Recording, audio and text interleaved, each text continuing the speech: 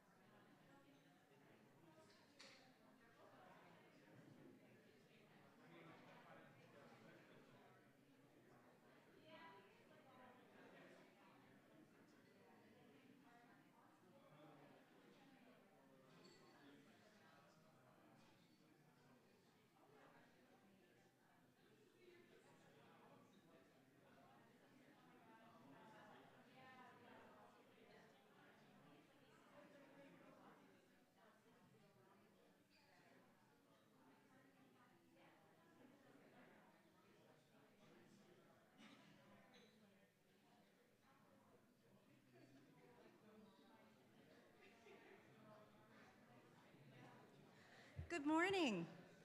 Welcome to the Center for Workforce Inclusion Equity Summit 2022.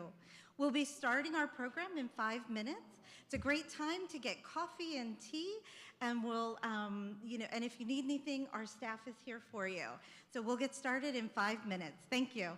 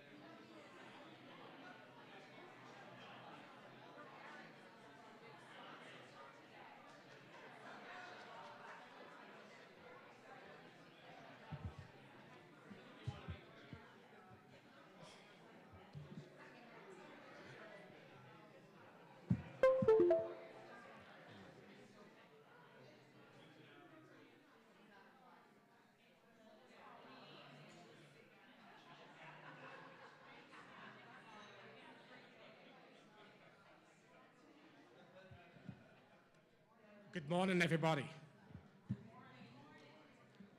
We're about to start in about 5 seconds, so let me first of all recognize a few people in today's audience that are important to today's event. We have folks from the Aries Foundation, our underwriting sponsor. I want to thank them for their generous support.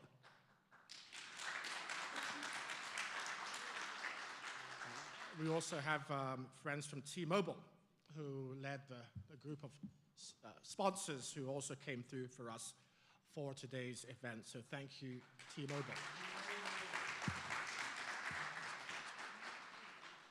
I'd like to also recognize my two board chairs, Angela Ciccolo, who's the chairwoman of the board for the Center for Workforce Inclusion. And Angela Beddoe, who's the chairwoman for the CWI Labs. I was talking to the Congressman for a few seconds over here, and we talked about the need for the workforce community to stand up and be counted, and to stand up and be counted at a time of important budget discussions. I mentioned to him that we have something called the American Workforce Coalition, and we have members of that coalition in the room. I won't point out to you individually, but I want to thank you for being here today at today's event. And last but not least, I'd like to extend my appreciation to Congressman Bobby Scott, Chairman of the House Committee on Health and Labor.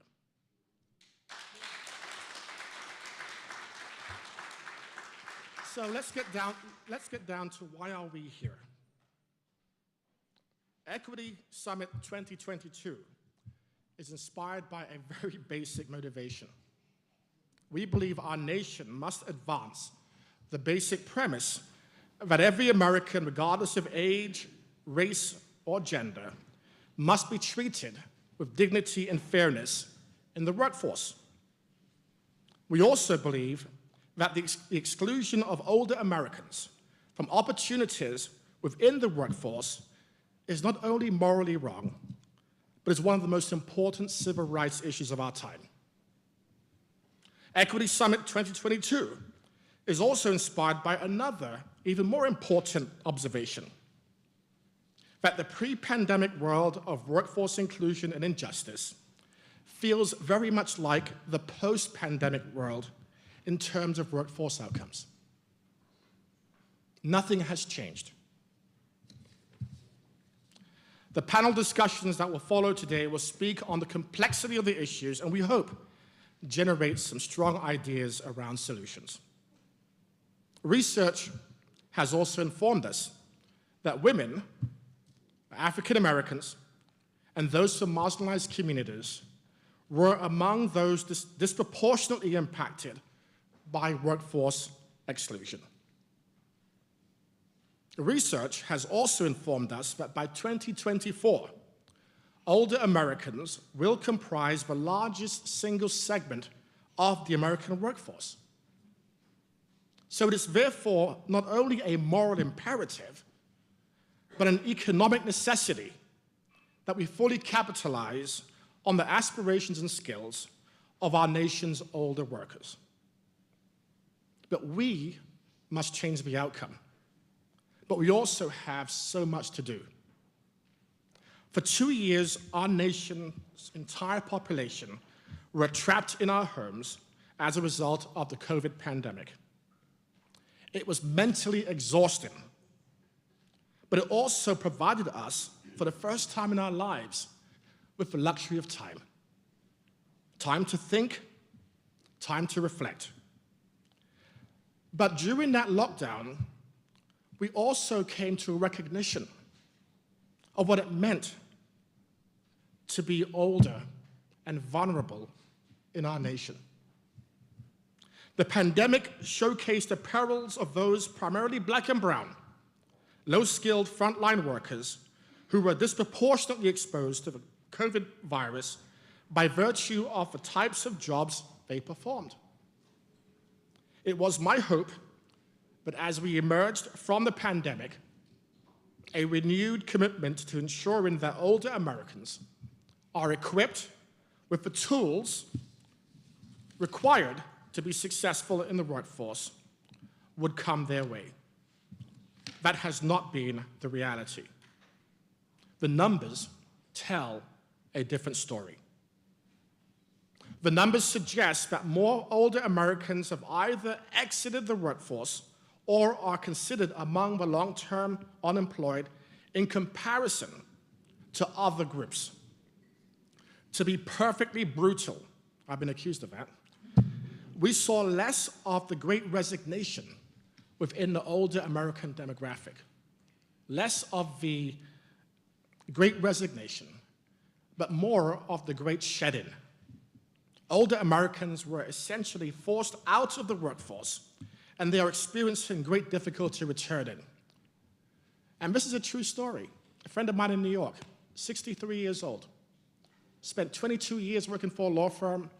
The law firm received their CARES Act stimulus package, spent 9 months out of work, and it came back for the call to return. She's calling her employer. She's calling her employer every 2 weeks. And the call was never picked up. All the other employees who were also out for a few months, they got their call back.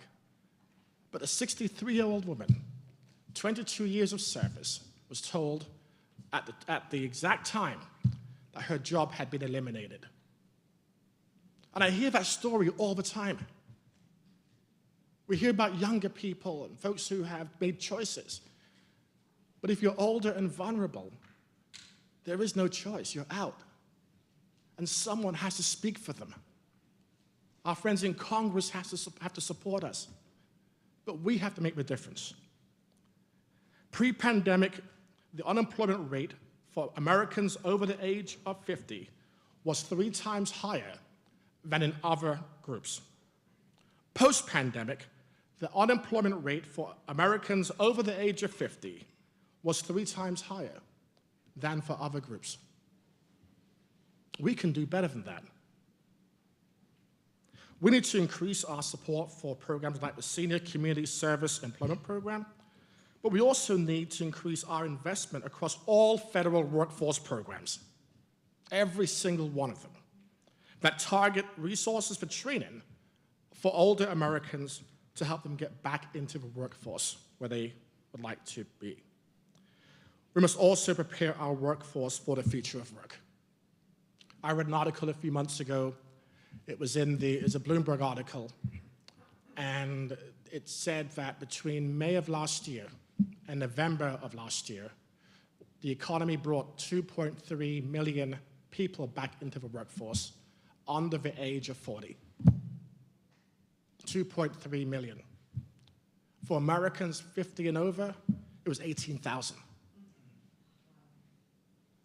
Another article I read, from the Department of Labor, actually, not an article, study, had 22 occupational categories.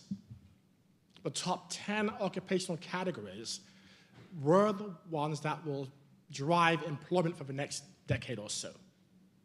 African Americans and minorities, older Americans, were very small portions, occupied very small percentages of those employed in that sector. But in the bottom 10%, manufacturing, low-wage, frontline service jobs, in the bottom 10 occupational categories, African Americans, minorities, and older Americans were overwhelmingly positioned or held jobs in those occupations. So the vulnerability of work we're seeing acted out through where folks are employed and the jobs they actually are engaged in. We're going to change that. We're going to prepare people for the future of work. This is a future that will be framed by a hybrid workforce with opportunities, but it's going to require a higher level of technological proficiency. The experiences of older and primarily African American women has come to light based on our experiences on our programs. In many communities, African American women are the heads of households, comprising up to 3 generations of their family members. oftentimes working in low-skilled positions, oftentimes working 2 jobs. That's their reality.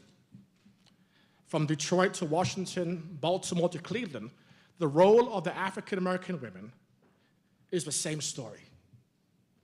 Hard work, sacrifice, holding the family together, and investing in their community.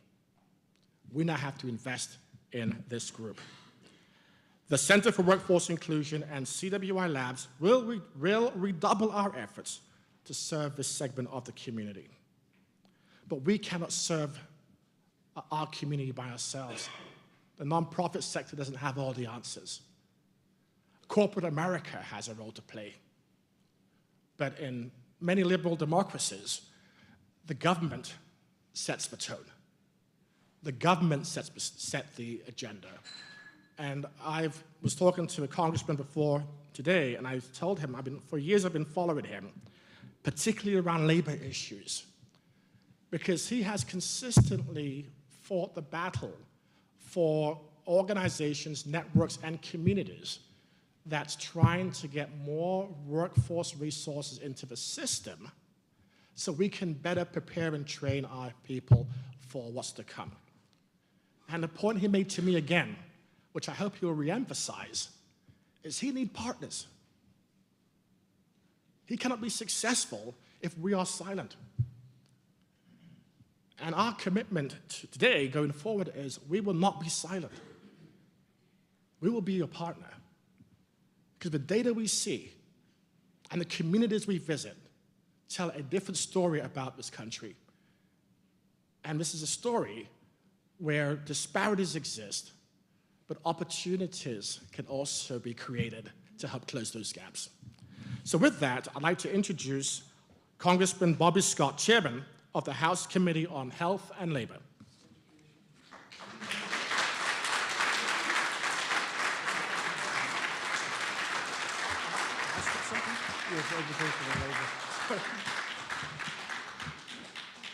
We do a lot of health, but it's also technically a Committee on Education and Labor, but we do have health as part of our jurisdiction. But thank you, Gary, for your very kind introduction and for all of the organizations and people here do for making a more inclusive workforce.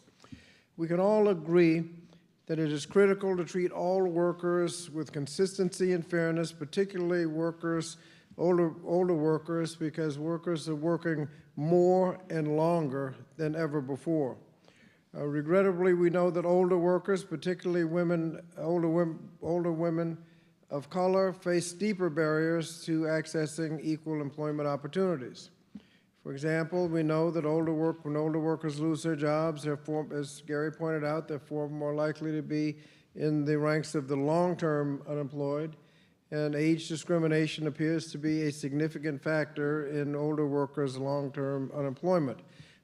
In 2021, the AARP found that 2 out of 3 workers aged 50 and older have seen or experienced age discrimination in the workforce, and 70% of black women over the age of 50 regularly experience discrimination in the workplace. Moreover, age discrimination holds back our economy. Research by the AARP and the Economist Intelligence Unit found that absent age discrimination, older workers would have contributed $850 billion more in 2018 to the gross domestic product. So clearly our labor market and economy cannot fully recover from the pandemic if we do not support all of our workers. Now I'm delighted to be here with the people here today because Gary didn't invite me to what we call celebrate the problem. You've heard people who could talk about the problem, get standing ovations and leave, not the first solution. But we're going to talk about what we're doing about the problem. And that's why in June, the House passed the Protecting the Older Workers Against Discrimination Act, PROWOTA. This bill is a bipartisan initiative directed at addressing the gross Supreme Court decision in 2009 that set an extremely difficult burden of proof for workers alleging discrimination based on age. This is a needless barrier to justice for older workers. The Protecting Older Workers Against Discrimination restores the previous burden of proof for age discrimination and reestablishes the same standard used for discrimination based on sex, race, religion, and national origin. However, we know that the legislation alone will not, and that's still waiting for Senate action, we passed the House. We know that this legislation alone will not solve the challenges that older workers, particularly older workers of color. And to that end, the Committee on Education and Labor has led legislation to ensure that workers have the support and development that they need to access rewarding careers.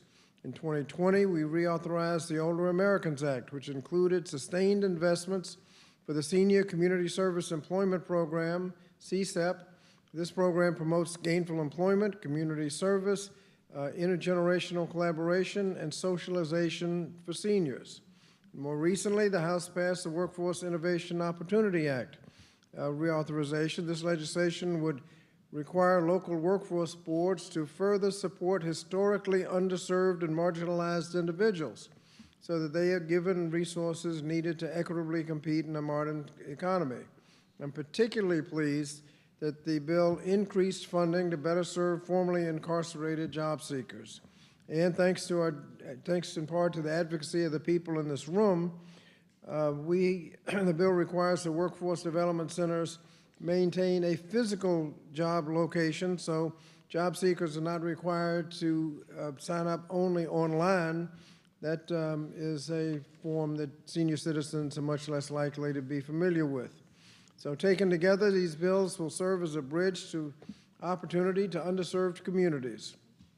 Finally, in April of 2021, the committee led the passage of the Paycheck Fairness Act, a bill that would help every worker earn equal pay for equal work regardless of gender.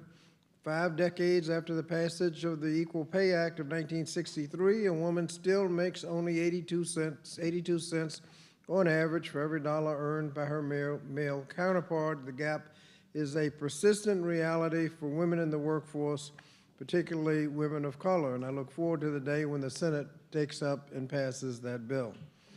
Vice President Hubert Humphrey once stated that the moral test of government is how that government treats those who are in the dawn of life, the children, those that are in the twilight of life, the elderly, and those who are in the shadows of life. And so we need to make sure that this legislation and other things we do to support underserved Americans will help us pass that test. Ultimately, though, it is the work of the people in this room every day helping seniors find meaningful work, and that is the most direct impact of their lives. To that end, I look forward to seeing the AWC Older Worker Report and leveraging its insights to ensure that we continue to center marginalized workers in our policies. So please continue to make your voices heard, and together I'm confident that we can build a stronger economy where everyone can succeed. Thank you.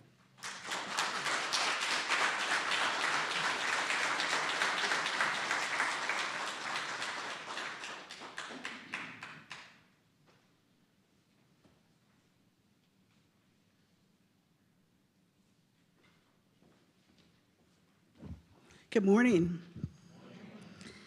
Well, if you know a woman, if you've ever seen a woman, if you've been near a woman, or if you are a woman, you know that women play an indispensable role in our culture and our society in every aspect of life. There can be no equitable recovery without women. So I'm delighted this morning to introduce to you Ms. Tiffany Boiman, Acting Deputy Director, U.S. Department of Labor, Women's Bureau.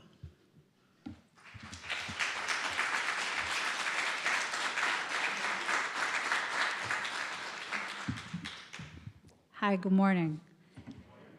Many thanks to the Center for Workforce Inclusion for giving me an opportunity to be here today representing the Department of Labor and alongside such a distinguished roster of speakers. Most of the audiences I talked to have never heard of the Women's Bureau. We're tiny, so I wanted to start by giving you a little bit of background on our agency. The Women's Bureau is located inside the Department of Labor and is the only federal agency with an explicit mandate from Congress to work exclusively on issues that affect women in the workplace and represent the needs of wage-earning women in the public policy process. Our agency was created in 1920 to formulate standards and policies to promote the welfare of wage-earning women, improve their working conditions, increase their efficiency, and advance their opportunities for profitable employment. At 102 years old, we're actually one of the oldest agencies at the Department of Labor. Our 6 regional offices located throughout the country also build critical relationships with stakeholders and serve as conduits for disseminating our research and resources and providing on-the-ground technical assistance. We accomplish our mission through a combination of research and policy analysis, grant making, and education and outreach. And our priority areas today include improving pay and working conditions in key female-dominated sectors, getting more women into pathways to high-wage jobs, expanding access to paid leave and affordable child and elder care, ensuring workers know and can exercise their rights in the workplace, and eliminating pay inequity and gender-based discrimination and harassment in the workplace. As part of our research and policy analysis work, we pay close attention to women's earnings and employment and the impacts that caregiving and other factors have on women's economic security over the course of their lives, all of which, of course, have bearing on women's circumstances as they reach the end of their working lives and into retirement. So that's really where I want to start and where most of my remarks will focus, on the employment, earnings, and caregiving realities that women experience from early adulthood on that are compounded over a lifetime and have very real impacts on their prospects as they face as older workers and as retirees. I'm going to share a lot of numbers with you today, and I know it's always hard to absorb all of the details when they're not in front of you on a screen or on a page, but suffice it to say that taken together, they paint a picture of gender and racial disparity and inequity that can't help but have material ramifications for women as they move into old age. Let's start by talking about women's earnings. In 2021, full-time, year-round women workers earned just 83.7% of what men did. The wage gap is even larger for Black and Hispanic women than for white women. In 2021, Hispanic women working full-time, year-round earned just 57 cents for every dollar earned by white non-Hispanic men. And Black women had a gender wage gap of 67 cents compared to every dollar earned by white non-Hispanic men in 2021. Reducing the wage gap would cut the poverty rate by more than 40% for women and their families, according to a 2021 study by the Institute for Women's Policy Research. While a large portion of the differences in men's and women's wages, about 70%, cannot be explained through measurable differences, the types of jobs that women hold contribute significantly to the gender wage gap. Occupational segregation, where women are over or underrepresented in certain jobs and industries, creates many inequities in the labor market. It's correlated with wages for women, people of color, and their families, and is a significant contributor to gender and racial wage gaps. A recent report by the Women's Bureau found that in 2019, Black women lost $39.3 billion, and Hispanic women lost $46.7 billion in wages due to differences in occupations and industries relative to white men. This issue persists among all age demographics, but tends to widen over time. Women ages 25 to 34 had the smallest wage gap of 10%, while those ages 55 to 64 had the largest wage gap of 22%. And it's not just gendered sorting around paid work that puts women at economic risk over the course of their lives. Another factor that impacts the gender wage gap and earnings gains over time is women's unpaid work, particularly caregiving for children and elderly or disabled adults. And the impact of unpaid caregiving on women is evident in the data. While labor force participation for mothers increases with the age of their child, the labor force participation rate for fathers sees very little variation, with over 9 in 10 fathers participating in the labor force, regardless of the age of their youngest child. In 2020, almost 60% of prime working age women who are out of the labor force for the full year reported home or family as the reason, compared to only 12.7% of men. And while the majority of employed mothers work full-time, they are much more likely than employed fathers to work part-time, 20.4% versus 4.5%. Not only are women more likely to leave the labor force or drop to part-time in order to care for family members, they are also more likely to pass up promotions or ask for reduced responsibilities at work to attend to family care. 3 out of 5 caregivers of sick, elderly, or disabled family members are women. Women caregivers are less often employed than men caregivers and work fewer hours per week on average than men caregivers who are employed.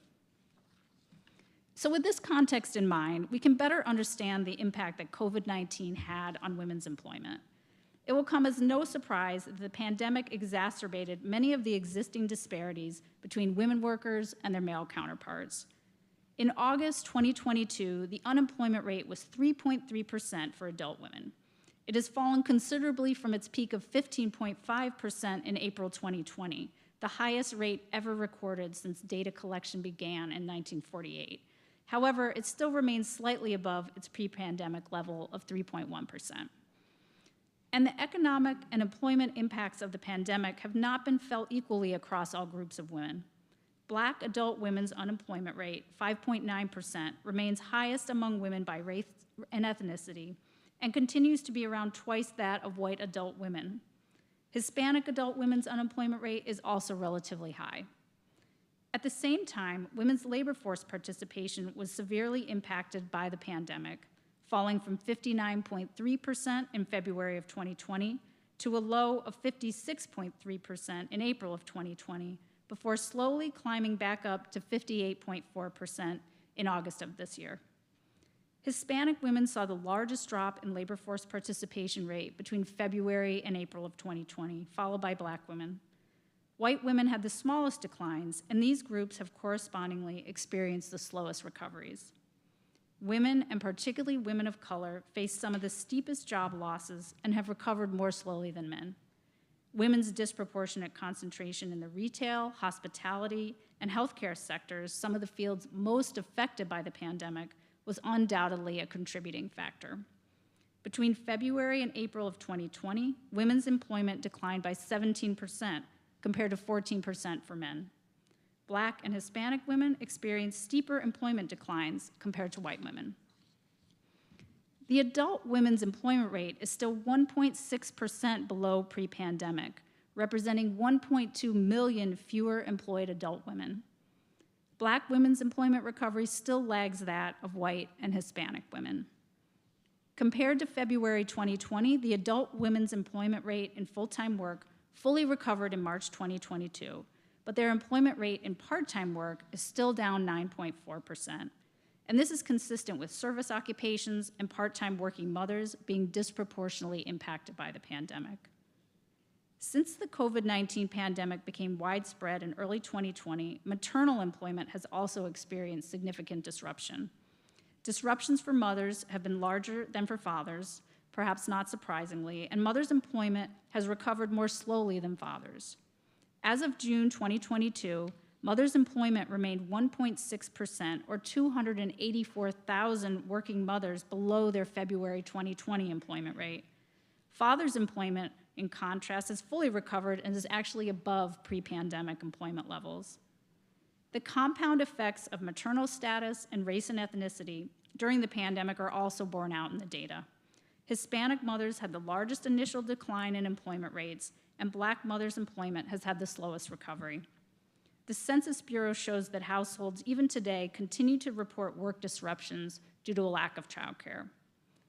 At the onset of the pandemic, older women experienced job losses at about the same rate as other women. In terms of recovery from these losses, however, the experiences of women 55 to 64 and those 65 plus differ substantially. For instance, 2 years into the pandemic, women ages 55 to 59 have fully recovered their employment.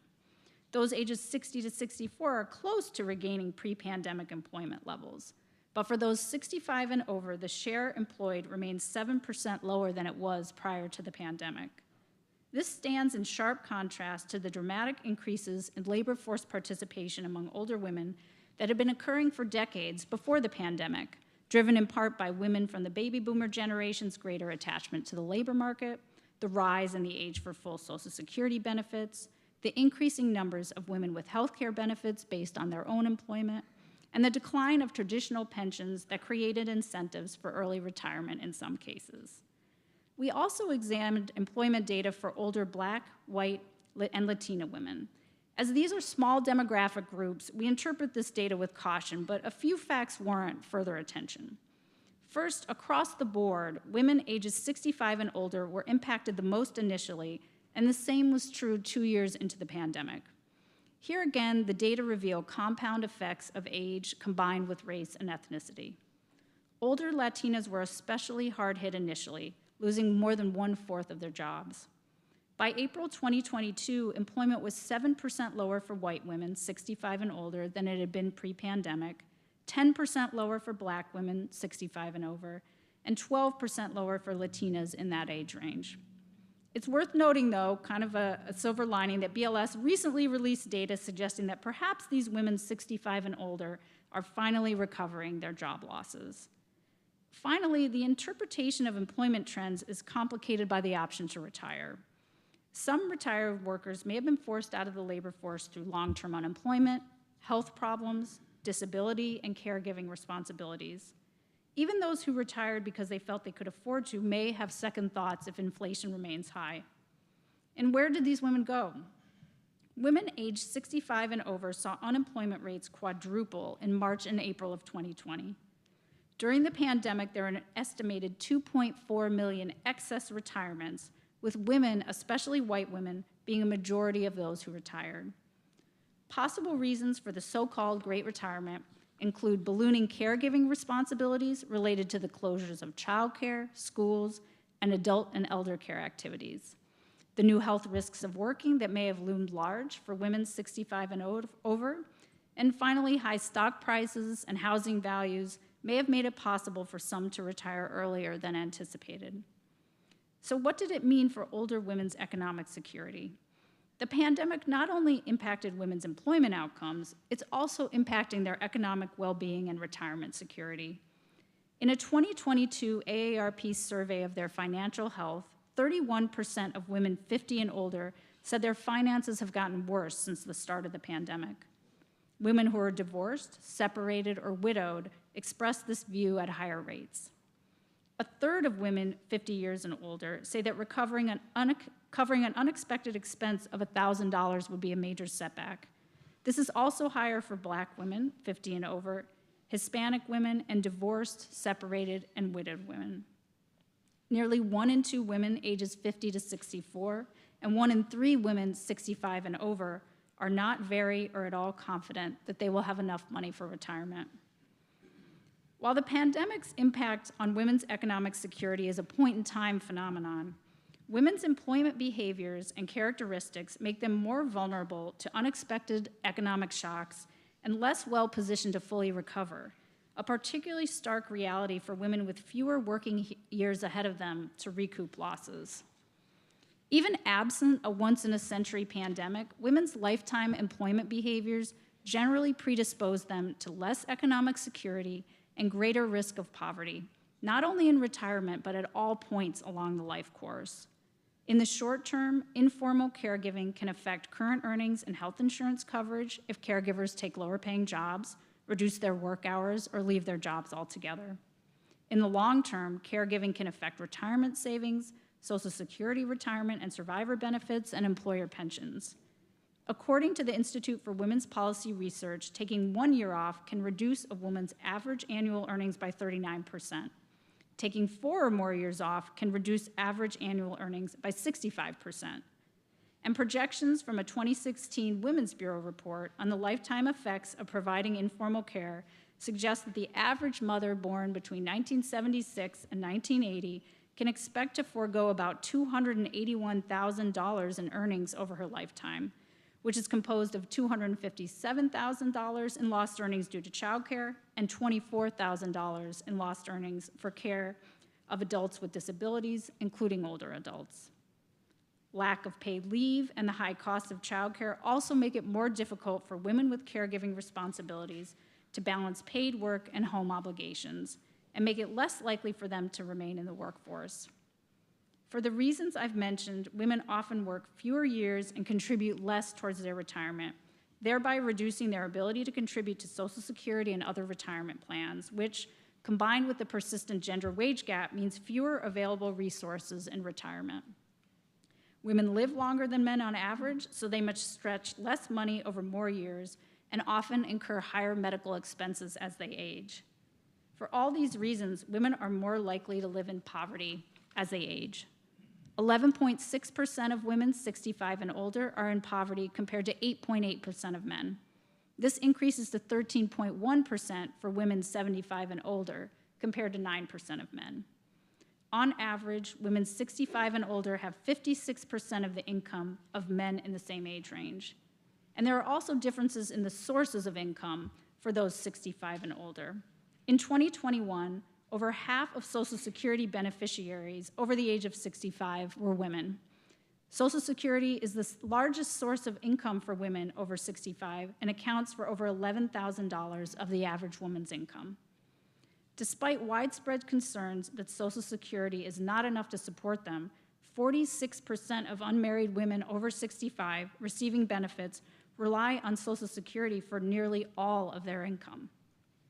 Men who are over 65 rely on earnings as well as Social Security during their retirement years. And the median balance of women's retirement accounts in 2021 was about $31,000, compared to about $45,000 for men, as reported by Vanguard. And so despite significant increases in women's labor force participation, employment rates, and earnings since the Women's Bureau's founding in 1920, women, and particularly women of color and older women, experience persistent employment and earnings inequities and disparities owing to the combined effect of occupational segregation, disproportionate caregiving responsibilities, work interruptions, and sometimes outright discrimination. The pandemic and resulting recession only exacerbated these factors, leaving women who are approaching the end of their working lives in positions of real vulnerability. The Women's Bureau holds particular concern for this cohort of workers, and we've initiated a new dedicated portfolio of study, analysis, and reporting on older women workers to inform the next generation of policy prescriptions and programmatic interventions. We're committed to the notion that the past need not be prologue, and that women can and should enjoy the fruits of their labor in the form of a rewarding retirement free from the worry of encroaching financial calamity. I know each of you share that aspiration, and I'm confident that the force of our shared commitment will eventually usher in a new day where we accord older women workers the measure of economic security their paid and unpaid contributions so richly deserve. Thank you very much.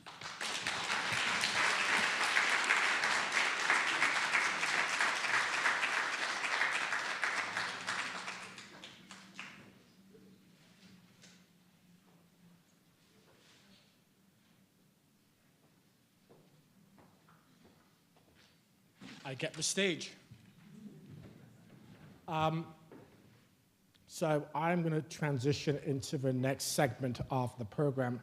Tiffany, that was a great presentation. Thank you so much.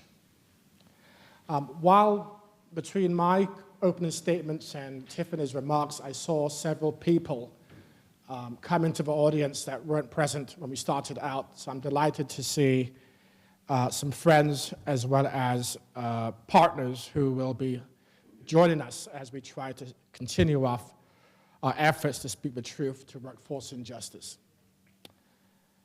One of the things that we have done at the Center for Workforce Inclusion about a year ago, and it came when I was driving to work, and it goes back to the Congressman's earlier statement about where are the voices? Who's going to call and seek us, put pressure on us to do the right thing? We have to balance our priorities for where these dollars will be allocated. And the idea came that we should create something called the American Workforce Coalition. It's not a lobbying organization. We're not a PAC. We educate, we release reports, we track legislation, and we talk to our members about what's happening in Washington so they can be informed, and that information can then be used to help them determine their course of action. It's a network of like-minded organizations, all committed to advancing workforce inclusion for older Americans. And one of the highlights of the membership benefits is the annual report, Older American Annual Labor Report, which we have we have engaged our friend Julia Pollak at the ZipRecruiter, who's also the chief economist, to be the author. And Julia will present that report very shortly, but before she is called upon to do that presentation, we have a video from our sponsor, the Aries Foundation, that I'd like to show you.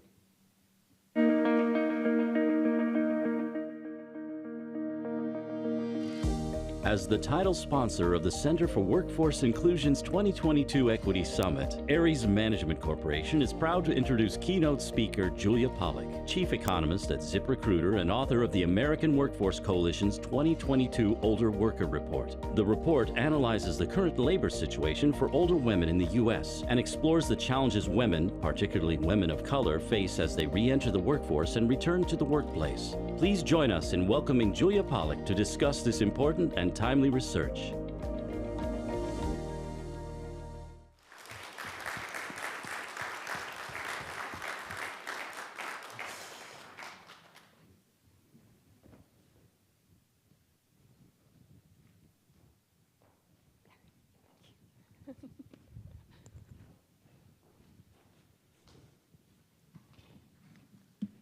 Good morning, Gary, Congressman, Tiffany. Thank you for your presentations and your extremely important remarks today.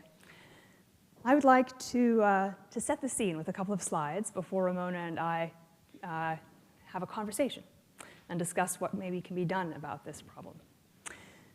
So when you get economists talking about this recession recovery, many of them are almost sort of giddy with excitement, with glee, at how well things went. You know, at the beginning of this recession, when I was asked to predict how long it would take for jobs to recover, I estimated that it would take 7 years based on our experience in prior recessions. Right? Jobs, the economists like to say that unemployment rises like a rocket and falls like a feather. Right?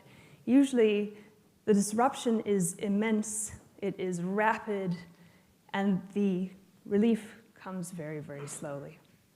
This time, however, despite more than twice as deep an employment loss, the recovery was more than twice as fast, right?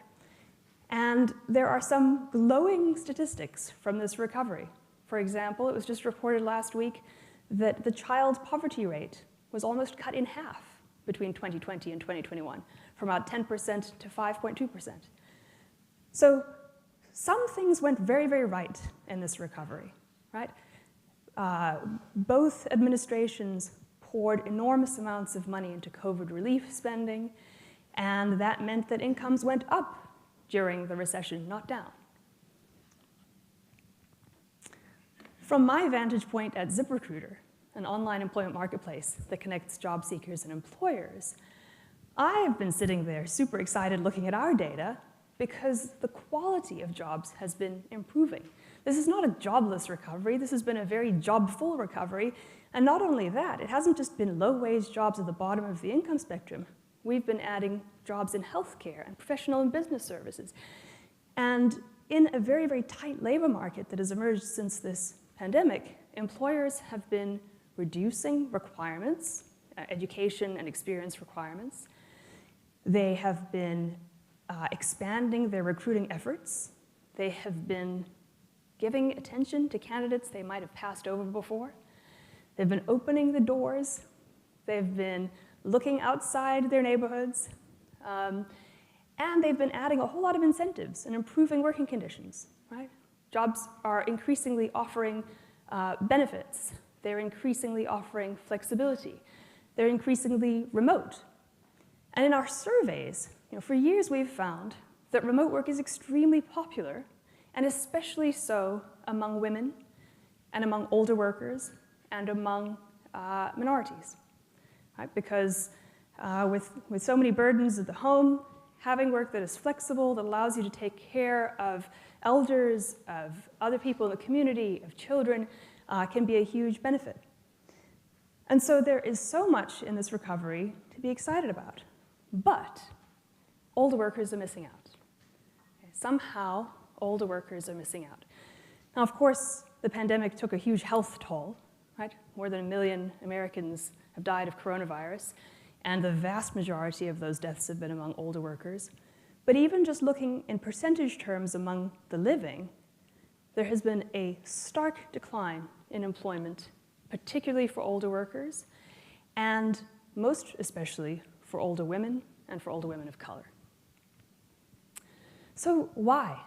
Why are they missing out when we've seen employment for teenagers surge, and we've seen black men lead the employment recovery? So black male employment rates right now are up 2 percentage points based on, compared to pre-COVID. That's a group in the labor force that's usually extremely sort of marginalized, right? That's the group usually hardest hit after recessions. How have they come back, but not older women? Well, one reason is that the jobs that have come back in different places, right? So some industries have seen employment rise 50%, some have seen employment fall as much as 50%. And here's something interesting. It's the youngest industries, the industries with the lowest median age of employees that have led the recovery. And the relationship is very, very strong. Somehow, the restaurants, the warehouses, the delivery driving companies, they have surged in the aftermath of the pandemic. But our public schools, the public sector generally, and many industries that often employ older workers have not recovered. And in many industries where employment has recovered, it's older workers who were pushed out in the beginning of the pandemic when those layoffs were so enormous. They were pushed into early retirement. And now it's very difficult, even in a labor shortage, for employers to get them back because there are all kinds of rules against double dipping. They can't be brought in as consultants. They can't be brought in part-time. And so basically they've been pushed out. And even if they want to come back, there's so many bureaucratic issues with bringing them back that it's sort of impossible. This is not a normal thing that happens in recession. So it's not normally the case that older workers are pushed into retirement and leave. If you look at past recessions, the trend in participation among older women after this recession is very, very, very different. Right? This time is different. In prior recessions, older workers' participation kind of kept going on the way it had been going before. But this time is very different. And that is something that Ramona and I are going to discuss. Let me share just a couple of remarks, sort of piggybacking on what Tiffany said. Why is this even a concern, right? Why aren't we just happy that older workers and older women of color are able to sit back and enjoy the fruits of their labor and have a happy retirement? Well, it's because we know those facts that Tiffany just shared with us, right? That's not the case. We know that there are 6 million elderly poor in America. We know that there are 15 million who are economically insecure. We know that women are 80% more likely to be in poverty in that older age category, with 10% of older workers generally in poverty, but 17 to 18% of Black and Hispanic women. We know that many rely on Social Security incomes for the majority of their income, but get less from Social Security because it covers their earnings, and they've earned less and were more likely to work part-time. We know that women live 6 years longer on average. We know that they therefore have higher healthcare costs. We know that they also are far more likely to be caregivers. It's most people who are in elder care in their communities are elderly themselves, right? It's mostly women over the age of 65 who are looking after the other elders in their community. And so those incomes need to stretch far further. And we also know that somehow, even among women who really want to get back to work, they are failing to bounce back. So at ZipRecruiter, where I sit, we survey workers every month. We run a job seeker confidence survey. And month after month after month, it is older workers, and particularly older women, who have a profound crisis of confidence. They have the least confidence that they'll be able to get back to work, the least confidence that they'll find jobs that they like. And, you know, here's a secret for employers. They're prepared to accept the lowest wages. They say they're not going to negotiate their offers. They're just going to take whatever offer they get, right? These should be the most, like, the easiest people to hire for you, frankly, employers. If you're struggling in this labor market and you don't know what to do with yourself because every 19-year-old is asking to become the CEO and get a 30% increase on day 2, go and find some older women and attract some applications from them, because this is a humble population that knows that their job prospects are not very attractive, and that's hurting. That's hurting right now. It feels far greater desperation to accept an offer and to get back to work, and is somehow struggling. So Ramona and I are going to talk about what we can do about this problem. Ramona, really good to see you.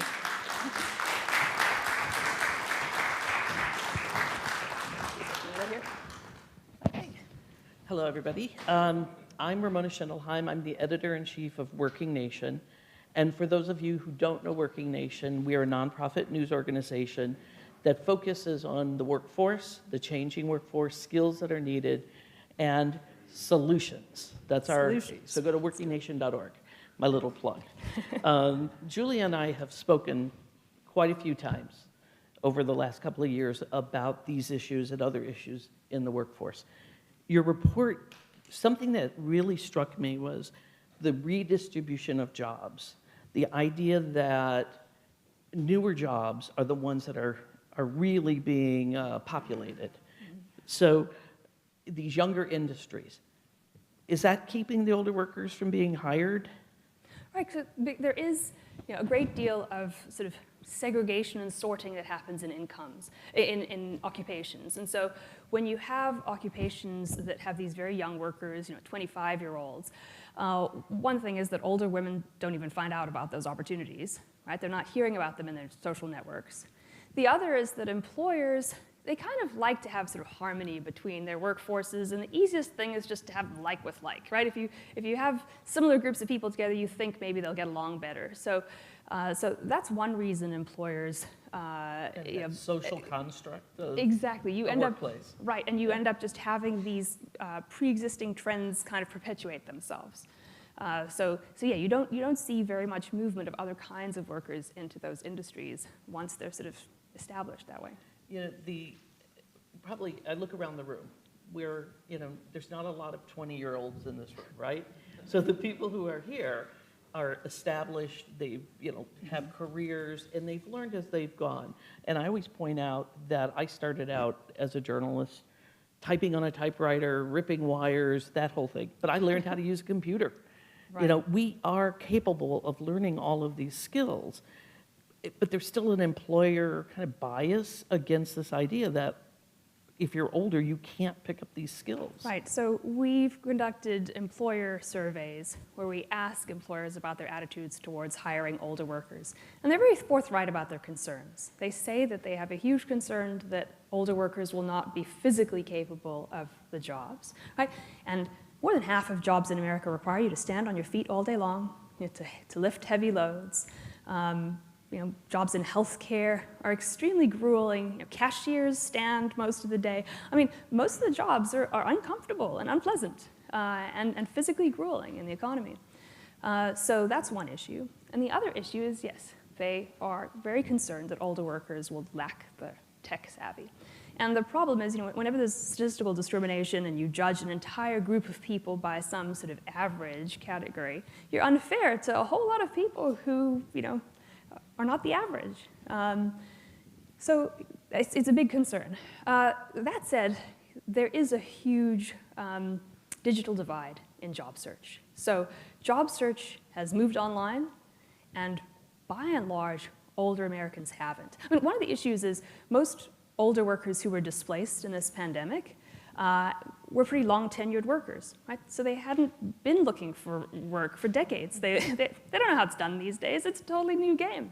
I mean, when I looked for a job in 2008, it was all in person. It was all on my college campus, right? I applied to like 4 organizations based on people I happened to meet. It was all word of mouth. When I applied for a job in 2018, completely different ballgame, right? I created a profile on ZipRecruiter. I was instantly matched to jobs that perfectly met what I wanted. I wanted a part-time job. I wanted to work as an economist in Santa Monica. That was the job that was, emailed to me on day one. I applied, and bingo. Like, that's been the rest of my life. So online job search can be incredibly effective and efficient if people know how to do it well and even know that it's, a possibility. The most recent Pew survey on online job search found that 83% of young people had searched for a job online, only 10% of people over the age of 65, okay? 10%. And only 7% had applied for a job online. So that's a pretty staggering situation, and it suggests that older workers now could be falling further behind. That chart that I showed that this time is different, one reason could be that employment and employment search has moved online, but older workers haven't, and so they're being left farther behind than they were in the past. But I would argue that we are on the line. I put myself in that older worker categories because we use computers every day in our jobs. We all have cell phones. We all watch Netflix. Right. So maybe it is a habitual thing. So as you said, the older workers hadn't looked for work pre-COVID as much as younger workers who seemed to go from job to job to job, like we all did probably at the beginning. But there's been a bigger gap. So that kind of contributes to that. Absolutely. I mean, they're just out of practice, right? And I think perhaps we haven't done a good enough job of reaching that community, of creating awareness. So, I mean, the responsibility lies with everybody, with community organizations, with community colleges, with federal workforce organizations, and then, of course, with businesses and employers and job search sites, too. Do you think that contributes to that lack of confidence then, if there's no one there maybe guiding the way for someone who hasn't done it for a while? 100%. I mean, so, older women and older workers generally are just much less confident that they'll be able to find a job, that they'll get an interview. They do receive fewer callbacks. They do receive fewer interviews. I mean, in study after study that tests age discrimination shows up in the data. It's large, and it's especially large for older women. I think part of it is a cultural issue, Ramona, and I shudder to talk, but I find that in US culture, I'm from South Africa, but I find that in US movies, there's no group more ridiculed than older women. I think we have a culture problem in the country where we do treat older women as though they're these stodgy, incapable, annoying people. I think many CEOs don't hire older women because they don't want to be yelled at by mom or something. I mean, it's a culture problem. Yeah, we actually, later in the day, we're also going to have another discussion with Paul Irving, Ruth Finkelstein, and Maria Heidkamp. And that is part of the conversation, that age bias, ageism, is the one ism that you can get away with. Right. And the butt of jokes all the time in movies and TV. The old person fumbling. I don't know if they have the blinking VCR light anymore, but that used to be one of the problems. I guess it's now switching from streaming service. Right. But that age bias does exist, and I mean, I don't know if we can really come up with a solution how to stop it now, but maybe we all need to be more aware and talk about it, and make it a part of the conversation with businesses and employers. Right. I mean, these things only become taboos when we make them taboos, right? When we stop people around us from making jokes and saying, that's really not appropriate. And when we stop ourselves from participating in those kinds of jokes, even against presidential candidates, right? Even ones that we don't support. Like John McCain was the butt of lots and lots of jokes about his age. Joe Biden is all the time. I think we can all play our part in stopping that. One of the numbers that you were talking about was the labor participation rate. That this time, again, it's different. That fewer older workers have gone back into, participate in the workforce. What is the the lack of confidence, or is it from the employer side, So- where they see no future? So I think one popular misperception is that older workers in this pandemic chose to retire early or something. But if you look at the data, there were only about 93,000 more retirements in 2020 than the prior year. If you look at BLS data on job separations, there were 22 million more layoffs, though. And many of those workers now are just facing steeper barriers to reentry. I love the displaced worker study by the Bureau of Labor Statistics. That survey showed that among workers who were displaced, sort of long-tenured workers, workers who'd been working at their employer for 3 years or more prior to the pandemic, the re-employment rates are very, very, very low. They're 15% lower this time, this survey, than in the pre-pandemic survey. So we know that things have changed this time around. I think part of the problem is just that so many people were let go at once. When you have many workers with the same characteristics looking for work at once, it's just much more difficult for them to find work, and in the same neighborhoods and the same industries. So you said the quality of jobs are better. And I noticed, I think in the last report, there was a lot of leisure, hotel, restaurant. Those tend to be lower paying, but they also tend to be younger workers. Yes, that's true. So, there's been job growth across the economy lately. I mean, what's amazing in each of the recent jobs reports has been the breadth of the job gains, with many of the jobs added in professional and business services, and healthcare, and some sort of the older industries. The sort of dark spot in recent jobs reports has been the public sector. Despite the infusion of cash, I've spent a lot of time looking, for example, at what's happened to our public schools. We've given them $200 billion in COVID relief funds to prevent the outcome that we're seeing unfold before our eyes, where they are short 360,000 staff, right? But there are all kinds of sort of organizational reasons for this problem. School districts can't make the permanent increases to compensation that are needed to fill vacancies with a one-time infusion of cash, right? Those are increases that have permanent implications for everything, for benefits, for costs. So I think as policymakers, we just haven't really been adult enough to match the moment with the kinds of policy solutions that are actually needed. We've done these quick fix things like these lump sums with no conditions attached and no institutional framework to make sure that the money goes to the right places. So, yeah. I lost my train of thought. Oh my goodness, I was listening to you too much. So one of the ideas that I was also interested in, these new industries, these new types of jobs. We know there's like there's a need for cybersecurity workers. I think globally it's like 200,000 or 200,000 in this country. They say that they need, because mom and pop's stores need them just as much as anybody else. Somebody could hack into your own personal business. How do you get that group of worker, that older worker, into the programs that are needed to train for that?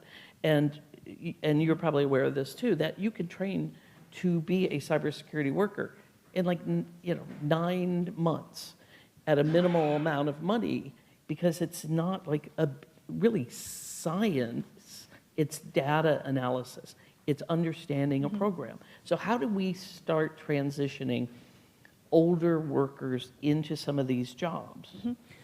So, I think that example might be a slightly tough one, but there are many, many occupations that just require a certification that takes 12 hours, right? Or 3 weeks. And those are jobs like compliance or the human resources type jobs, customer support roles. There are plenty of roles that I think would be a great fit for many older workers. One thing that's happened, right, is that customer support roles that used to be done in call centers have now moved into the home. A huge share of call center roles have become jobs that you do at home. in your pajamas, at your own time, using your cell phone with, the TV on in the background, with the children you're looking after running around, right? So these are sort of kind of the perfect jobs for older people. And here's the other thing. They've moved out of those tech centers where tech companies had their offices, and they've moved across the country. So we recently spoke with an employer who used to have their call center in Salt Lake City. Right? Utah's unemployment rate is, like 2%, so he absolutely could not hire people. They just could not fill vacancies. He's now shifted that call center to being remote, and he's managed to dramatically increase the diversity of his employees, and he's hiring people from all over the place, from Atlanta, from Phoenix, from, across the entire country. This is happening increasingly in industry upon industry, and so there are opportunities coming even to the most distressed areas of the country. Remote jobs, all you really need is a Wi-Fi connection and a smartphone. I do think digital access is still a problem. More than 80% of Americans have smartphones, but only about 60% of people over the age of 65. These smartphones and devices increasingly have the kind of voice technology that would be so perfect for older workers, right? Who struggle to type or who have impaired vision.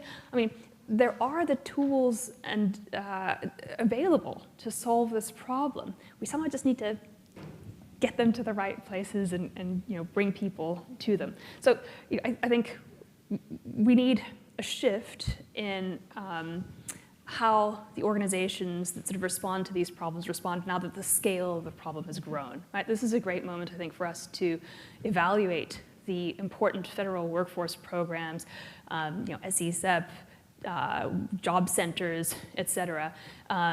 Many of those institutions were also broken by the pandemic. Right? The community centers, the public libraries where older people would gather and get information and get services, they were shuttered for 2 years, and many of them have still not fully picked back up. Okay, so this is the time to get those services back up and running, to make the necessary investment, to grow them, to go out into the community, increase awareness, bring people to centers.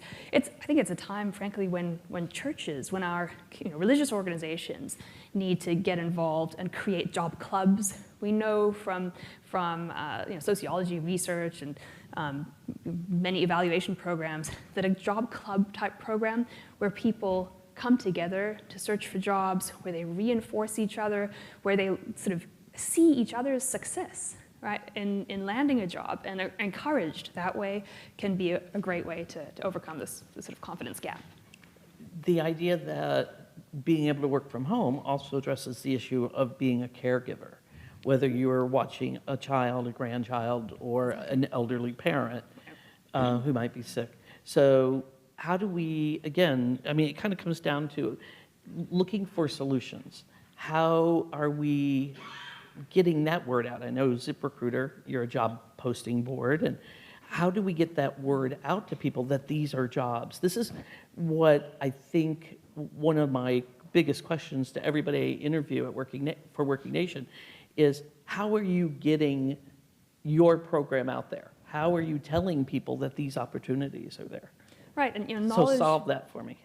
Knowledge is power, and we see it on the business front that big enterprise customers, because they engage in the labor force all the time, they're constantly hiring. They learn what's happening before anyone else does, and they can adapt. Whereas the small mom and pop shops that post one role every year have no idea, and they are totally blindsided by the conditions that meet them when they get into that market. It's the same with job seekers, right? Each of us searches for work so infrequently that each time we do it, it's a completely new experience and we learn a great deal. And there aren't really good ways that we're sharing that information. So I think job clubs is the way to do it. I think people do need to come together and learn from each other's experiences. And I think our community organizations, our community colleges need to have outreach programs to older workers. And they need to start bringing them together and getting that information to them and giving them support to see this process through. You mentioned the CSEP program, and that's geared mostly to lower wage jobs, though, correct? Right. So do you see an expansion that will because, you know, people are living longer, some want to work, some have to work. So finding a family-sustaining job is really important. Yeah.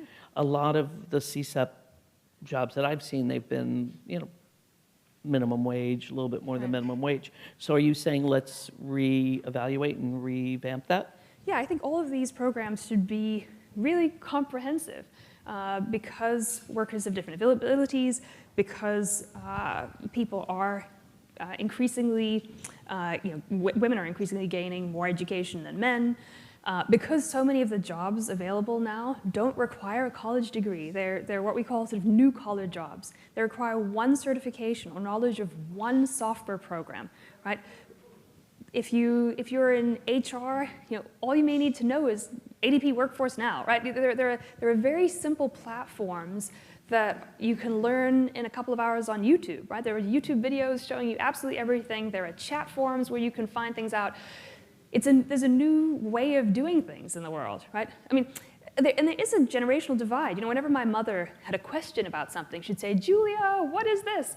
And I would say, "Google it." I mean, I don't know, but I can find anything out in 2 seconds by Googling it. So there is a generational divide. I do think we need digital literacy programs. I do think we need to create institutions that help people develop these skills, that make them know they're not alone, right? That they're not crazy, they're not stupid, right? This is new, the world has changed. How on earth would you possibly have known? Right? Let's help you get these skills and these tools. Yeah, you mentioned there are businesses that are now eliminating the 4-year degree. That's a slow process, though, too. So they're part of a campaign that's going to be launched this week through Opportunity at Work is to discuss that very thing and get employers on board on eliminating that barrier. Sorry, but there are a lot of jobs that all you do, as we said earlier, need that piece of paper. Right. You know, one question that I should have asked at the very beginning is, when you say older workers, what age are you talking about? I mean, I think most of the time I'm thinking of my charts where the top category is 65 and older. But, you know, what's amazing is how much longer people are working and living. And, you know, part of it's by necessity. I mean, inflation right now is hitting older workers very hard. You know, the average woman on Social Security gets $13,000 a year. That doesn't stretch very far, especially when groceries and gas and all of those things are rising at these 40-year record rates. There's an organization called Generation USA. They put out a report, Mid-Career Workers, and they described that older worker as 45 plus. And that more than half of the workers in that category who are unemployed, long-term unemployed, or more than half of the long-term employed were in that category, in that age range. So having that age, you know, like I said, I should ask it at the beginning because there's a lot of people out there who hit that age and they are already lumped into that category. Right. I mean, there are many organizations, particularly in tech, where the workforce is very, very, very young. I mean, some of the most dynamic and rapidly growing industries are very young, and I mean, I don't even think they know how to hire older workers. I mean, I think the bias. Would hire older workers, I think the bias is enormous. I think the bias is enormous, and I think awareness is really important. I think older workers are not sitting there on TikTok making videos about their concerns. They're not coining, I recently, there are all kinds of TikTok videos talking about how this recession is a vibe session because consumer sentiment has plummeted more than actual, economic data. But young people are making catchy things that are taking off and going viral. I've heard very few people refer to this as like a grand recession that's affecting grandparents, right? But that should be a t-shirt. So I think awareness is part of the issue. Awareness about ageism, awareness about this enormous decline in employment among older workers, and particularly older women and older women of color, and of the costs and the downsides and the risks to these communities. And then a pressure campaign Right? I think we should encourage businesses to join the AARP's pledge, for example, to level the playing field. There's also a certification program by one of the civil society organizations for older workers. So there are things that employers can do. One, to pledge to consider older candidates and to hire them and to consider their applications equitably. There are internal programs that I think every business should have, right? Upskilling programs, sort of job transition programs that allow people to move from one job to a job that's perhaps more accommodating, less physically demanding. I do think that businesses have a responsibility here to sort of help workers stay in their roles if they want to stay employed, and to get them assistive technology if the only barrier to continuing their job is something small. So I think a lot more could be done, and now's the time after this pandemic when we have this huge issue to sort of force it to happen by talking about it a lot. And they're missing out on a lot of very good talent. Missing out on. So that's the other interesting thing. Yeah. The biggest complaints employers have right now are about soft skills, about reliability, about honesty, about integrity, about people showing up at work, right?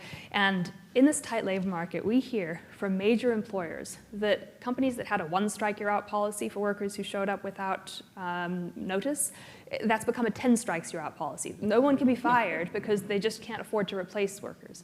And many employers are looking at what's happening, and they're seeing the culture in their organizations hurt, because it's becoming a culture of complacency where you can kind of get away with anything. And in that context, employers do tell us that there are all kinds of benefits to hiring older workers. They are more reliable. They're far more committed to mentorship and teamwork and working well with other workers, with sharing what they know. So yeah, this is kind of the perfect time in a labor shortage for employers to sort of start being more equitable, and it could be a win-win-win. Before we go, we're almost out of time. I wanted to open up if anybody had any questions for Julia. We have time for one, I think. There's a question. Thank you so much. Oh, they're going to get you the mic. Right. We're live streaming. We'd like everybody to hear your question. Yes.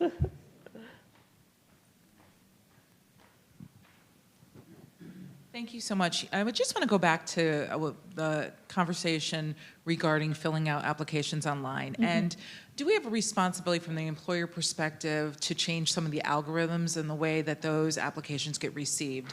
I see sometimes they're still asking for GPAs. If you've been out of college for 40 years, why does that matter? So is there anything being done to address the algorithms on that so it doesn't show that bias that exists? Yes. So at ZipRecruiter, we have removed all of the data on names and zip codes and gender and race from our algorithms so that the matching that occurs happens on skills and tasks and things like that, and experience. Of course, when an employer looks at your resume and they see your work experience and your graduation date, they can often infer age. So it's a difficult problem to solve. And of course, there's always the second stage of the process where they interview you, and it's hard to hide your age then, no matter how many Zoom filters you use. So there's only so much that job sites can do, but I do think we need to make sure that all of our job boards, especially the government job boards, use best-in-class technology. So when I look at some of the state job boards, I'm frankly shocked at how poor they are, right? If you look at if you type in sales, the top 20 jobs that show up have nothing to do with sales. I mean, they don't have sort of the rudimentary technology available. And the best-in-class job boards now have incredible technology. They allow you to create a profile and apply to millions of jobs with just one click, for example. That's not possible on many of our state job boards that are paid for with taxpayer funds? Why are we sending older workers to these dormant websites that don't work? So I think we have a responsibility there to improve our game and make sure that we're giving workers the very best tools that can match them to jobs, that can present them to employers looking their best, and allow employers to proactively reach out to them and invite them to apply. That is an experience that job seekers love. Right? Everyone loves to hear, we want you. So I do think on the public program side, we have a lot of work to do. Okay. We'll wrap up? Okay. Sorry about that. You can ask her afterwards. Yeah, so, want to try to stay on time. So I want to thank Julia for giving us the report. And that's it. Can you get down? Okay.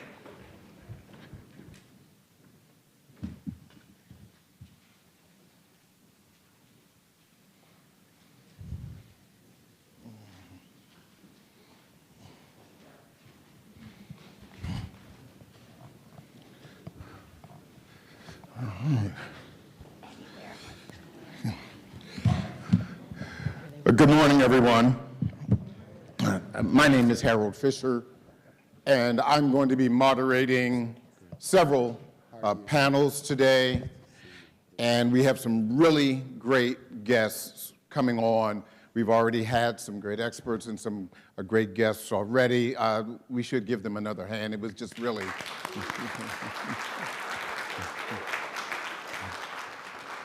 It was really informative because as I was listening, certainly in a lot of those numbers and some of the anecdotes, I was thinking, my goodness, they're talking about me. The older worker, over 50 crowd. I want to start this morning with the first panel. We're discussing inclusivity in the workplace, a policy perspective.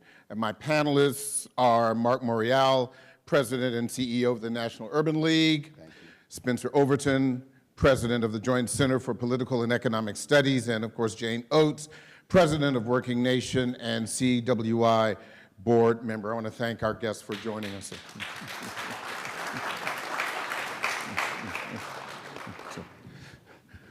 I want to make sure that I get right to this. We've got a lot to cover in about 30 minutes or so. So Jane, I want to start with you. For decades, we've seen all kinds of anti-discrimination legislation on the federal level. Laws supporting women. We've had laws supporting the disabled and, of course, older workers. But when we look at where we are in 2022, are those laws working? And how do you know? So I would have to say, Harold, that the federal legislation is only the beginning. Yes, it is working. Is it working well enough to benefit every individual? No. That's why we have reauthorizations. That's why the Congress takes time to look at the data. How many people, you talked about discrimination laws, how many people are going through, how many people are bringing cases before the NLRB or a local judicial entity in their region. So I think that's the first thing. Having worked in the Senate and certainly working with my friends on the House side, they look at data. They just don't pull this stuff out of the air. They wrote anti-discrimination laws. They wrote the Fair Labor Act, the Wage and Hour legislation, because they saw there were misuses, and usually those violations were against people without social networks, without the kind of connection where they could fix it themselves. So yes, I think absolutely the federal legislation works. And by the way, the authorizing language for programs like CSEP, like the Workforce Investment Act, the same thing. They work. They just don't work for everybody, and that's why people in this room have to give their voice to their representatives to say what's not working. What's not working so it can be fixed in the next reauthorization. Government only works if you work. Why don't they work for everyone? Well, Well, look, I think some things come to the attention of local people and the federal government as things are implemented. You know, so we didn't realize that the reason recidivism was so high was because people who had served their time came back and couldn't get a job. So then the federal government started ban the box movement. And you know, I think when you look at people who have been involved in the justice system, they're the most newly discriminated against that we've recognized. They've probably been discriminated on forever. But I think that the federal government relies, and because Marc's sitting to my right, he's not to anybody's right, by the way. Amen, right? But because he's sitting, you know, the league, the National Urban League, just like UNIDOS, just like OIC, just like Strive, just like all these organizations, and you know, Urban League is the platinum standard. They go directly and say, this is what the people need. And they go not only to federal government, but to local government and say, fix this. Marc. How's that for evil? Marc, I was going to go to you from your spokesperson here. For years, decades. I'll be silent. Yeah. But I need your voice on this one. As you know, right now, the national unemployment rate is 3.5%. The black unemployment rate, 6.4%. Earlier, we heard the unemployment rate for black women at around 5.9%. Take us behind the numbers. Who else is missing out, and who are the laws still not working for? Hey, thank you, Harold, Jane, Spencer, and of course, Representative Bobby Scott. Great to see you, and thank you for your leadership. This is a stubborn, long-standing differential that never seems to change. The relationship between black and white unemployment places black Americans as a caboose on a train. When the unemployment rate goes down, ours goes down. When it goes up, ours goes up. But there's always the differential. How do you explain it? Explicit bias, implicit bias, and structural racism. The combination of the three. I went to go see Viola Davis's new piece last night, new video, Women King, powerful, but it helps you understand how deeply entrenched, how embedded in stone and granite racial exclusion has been in this country, and how we've been on an accelerated journey. Really, it was the 1960s and the passage of a whole range of laws that began that process. But throughout that entire period, from then to now, there's been resistance and pushback and undercutting. We've had administrations over the last 50 years who refused to take their responsibilities to enforce civil rights laws seriously, whether it was at the Department of Labor, at the Department of Justice, at the Department of Housing and Urban Development, or at the Department of Education, whose political approach to life was, I won't try to change the law, I'll ignore my responsibilities to enforce it. And we are missing the George Floyd moment if we don't put some sunlight and transparency on this element. Mm-hmm. The law on the book is one thing, the enforcement of it and the seriousness and the responsibility to enforce it is another. And that is what the rule of law is.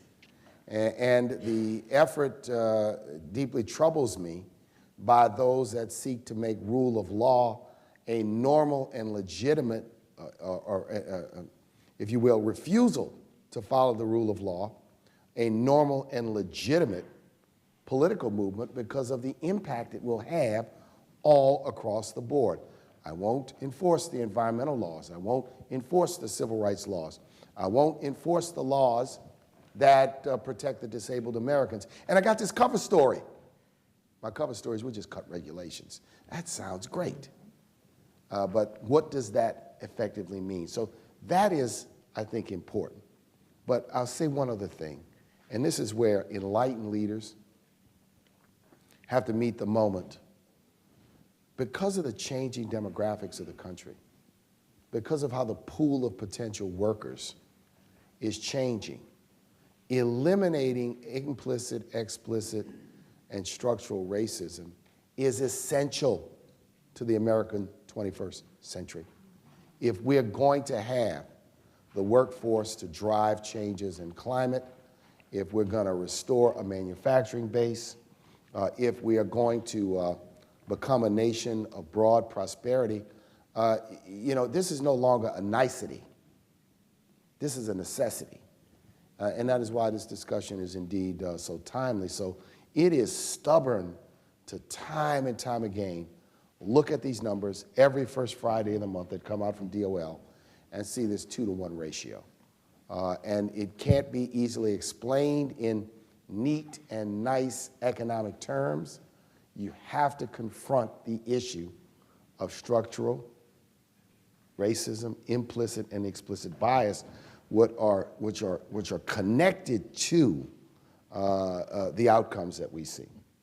Spencer, I had another question for you, but I would like to get your reaction to what Marc was sharing with us, particularly as it relates to new policies. And can now in 2022, policies be constructed, written to make it more difficult for bias to be used? Yeah. Well, thanks, Harold, Marc, and it's great to be with you. Thanks you, Chairman Scott, and Gary Officer, thanks so much for your leadership. There is a factor that Derek Hamilton talks about, right, where he basically says that the typical black family headed by someone with a college degree has less wealth than the typical white household headed by someone without a high school diploma, right? So I say that basically to say that skills are incredibly important, education is incredibly important. There are some other variables that are going on that we have to be focused on. Let me just quickly talk about retraining and then circle back to the bias piece. What we're finding with retraining and what needs to be done more, we know that older black workers suffered more in terms of the comeback with regard to COVID. Dr. Alex Kamerdell, who leads the Joint Center's work, has done some focus groups here. He's also partnered with AARP on a national survey. Then this data will come out in January. And in terms of the when we talk about policies, we really do need this unmitigated access to education and training opportunities. So in terms of just policies, needs to be available. The digital skills piece is incredibly important. National Skills Coalition found that about half of older black workers could use more in terms of digital skills. And so we definitely want to make that available. Also, skills-based hiring is important. Credentials are important, but not just the recognition of formal degrees, but some skills-based hiring is important. And also this notion that older black workers prefer shorter-term training because often they can't afford to complete longer-term programs. So skills, incredibly important. But in terms of this data, and this is from Alex's data here, 1 in 4, basically, black folks are experiencing age discrimination and racial discrimination in kind of unique ways. Over 1 in 4 black workers ages 50 and older cite job layoffs as the main reason for financial insecurity, and that's much higher than black workers who are in that 25 to 49 category. So there's an age piece. But in terms of race, during the pandemic, older black workers are 26% more likely than white workers of the same age to lose their jobs. Older black workers cite race as the #1 factor of affecting their ability to get a job, whereas people who are in other racial groups who are older cite age as the #1 reason. Black older workers are much more likely to be asked by a potential employer to provide something related to their age, like birth date, graduation dates, or kind of other age-related information, to provide current or previous salary, to play games that assess their decision-making, problem-solving, or memory. Miss Violet, in terms of these focus groups, age 55, she told Alex's team, quote, "When I fill out applications online and they ask for ethnicity, I always decline because I know that will sway their decision to call me back," 55-year-old black woman. So there are these issues that are going on. We definitely need to make skills very much available. We need to give people support in terms of getting skills. That's important. But there's this other elephant in the room that we've got to really grapple with, and the data shows that it's there, and we've got to grapple with it. James, before I come back to you, I did want to ask Marc another point. This morning, we've heard a lot about IT, cybersecurity, retraining. Not all older black workers, for example, are going to be the next Steve Jobs. There have to be other options for retraining, because the IT piece is kind of the low-hanging fruit.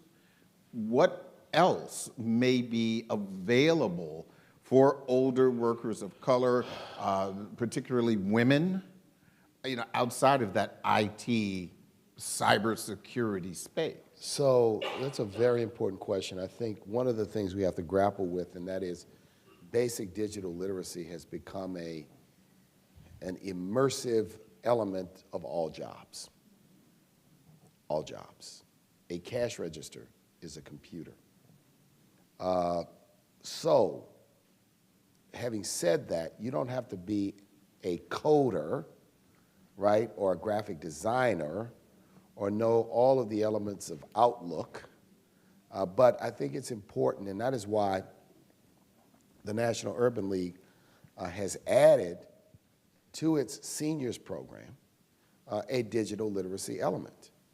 So we train our seniors in basic digital literacy, and we've managed to move the number from 70% not having any digital literacy now down to 30%. So I think we have to invest, in the older worker, but meet the older worker where they are, that it is not about you becoming an expert on a computer. It's about having basic skills and basic knowledge about the things you need to be able to do. And I think we can help people do this because so many jobs, I mean, one of my interesting stories was 8 to 10 years ago when the gentleman came to repair the washing machine. Comes in, didn't have a toolbox. I'm like, how are you going to fix you don't have a toolbox? He says, watch. Goes down, pulls the thing off, plugs this little computer thing in. He gives him a reading. He says, now I know what tool I need. He goes back to his truck. He comes back with one part, 3 tools, and fixes the washing machine. So even jobs that people don't consider needing some digital literacy, some skills. And so this is an area where both the government, the private sector, the nonprofit sector need to invest in. One of the things that sometimes is the impatience that even large employers have in providing basic orientation and training to employees. Sometimes we understand if you've got 5 employees, 6 employees, 10 employees, it's hard to provide any kind of real training. You kind of trial by fire. So I think you're right. There are jobs, but even the telephone is a computer. Y'all ever get stuck on the phone trying to connect and transfer people on one of these new desk phones? So I think we have to meet that as it where it is, but understand, that if digital literacy skills are an issue, what are the opportunities? And the economists and the people that really study the labor force may indeed know that. So I would think of jobs like childcare, or elder care, may not require those types of computerized skills, but it's become so basic, right? I went to the movie last night. It's one of these movie theaters where you have to order food. Well, I had to go to a screen to order food. I'm like, I want to talk to somebody. I want to find out about this food I'm going to order before I press these buttons, but I had to buy it. Inside the theater, you had to access the ticket online. Inside the theater, you had to access the food online. And to get into the theater, you had to show the ticket on the phone to get clicked in. So even the ticket taker or the person who took an order for food at a snack bar, these jobs are dissipating, right? I'm torn by it. Yeah, I'm torn by it. And that brings me to this next point, Jane. So we've already heard all of this discussion about technology, and the like in the midst of low unemployment rates for older workers, older women of color, boom, boom, boom. Where are the opportunities, and what do they need to do to fit in? First thing. Secondly, talk to me about which areas of government are doing the best job to support these people who are trying to return to the workforce. So first, let me say, I don't agree that we have a 3.7% unemployment rate. I think it's probably closer to 9% when you look at those workers working part-time that would like to be working full-time, and those workers who are just disengaged, are so discouraged they won't even look anymore. So I think we need to really dig down into that bigger number to solve some of these problems. And look, we're not going to solve them in 30 minutes here, but number one, people need, you heard Marc saying he was uncomfortable with all this technology, and he's probably the smartest person I know in terms of adapting. He was the mayor of New Orleans, God help us, right? I mean, you can adapt. You invented Pivot, right? But when you think about broadband, do these people have broadband in their homes so they can practice? Do they have affordable hardware? Do they have the ability to afford internet in their home? Because he was uncomfortable in the theater. I think you want to think the same way about, would you be comfortable taking on a new task at an American Job Center from 8:30 to 4:30? You know what I mean? And being responsible. That's right. Yes. Or would you rather go to a library that may be open later? Or would you rather go to Goodwill or the National Urban League, where you had people who knew you and you felt culturally comfortable with, and would then give you help if you need it? So I think that's number one. Number two, about the, employers have got to write job descriptions differently. Just like we talked about, I mentioned banning the box. You have to say, we'll work with you. That in the job description, these are the skills that you need to start day one, and then there will be opportunities for you to learn on the job.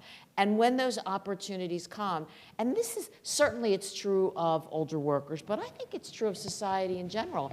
You may learn something, Harold, in 5 minutes. It may take me an hour to learn it. And it doesn't mean that I'm not going to be as proficient at the end of the day, but you need to give me the time that I need so that I can become comfortable and confident and a creator user of, in this case, technology. And I think those things are lacking right now in the public system, which is so based on quarterly reports. Let me make a point. Yeah. So, Representative Scott is here. Congress passed the $1.2 trillion infrastructure bill. Embedded within that bill are 2 or 3 significant provisions. One is an expansion of the broadband benefit, which provides to low-income families the chance to get a government subsidy to pay for home broadband connectivity. It's a dramatic expansion. The pickup on that program is not as significant, as it ought to be, given the opportunities that are there, which is something that all have to work on. Senior serving organizations, community-based organizations, the government needs a campaign. Secondly, there is a digital adoption equity pool of sort.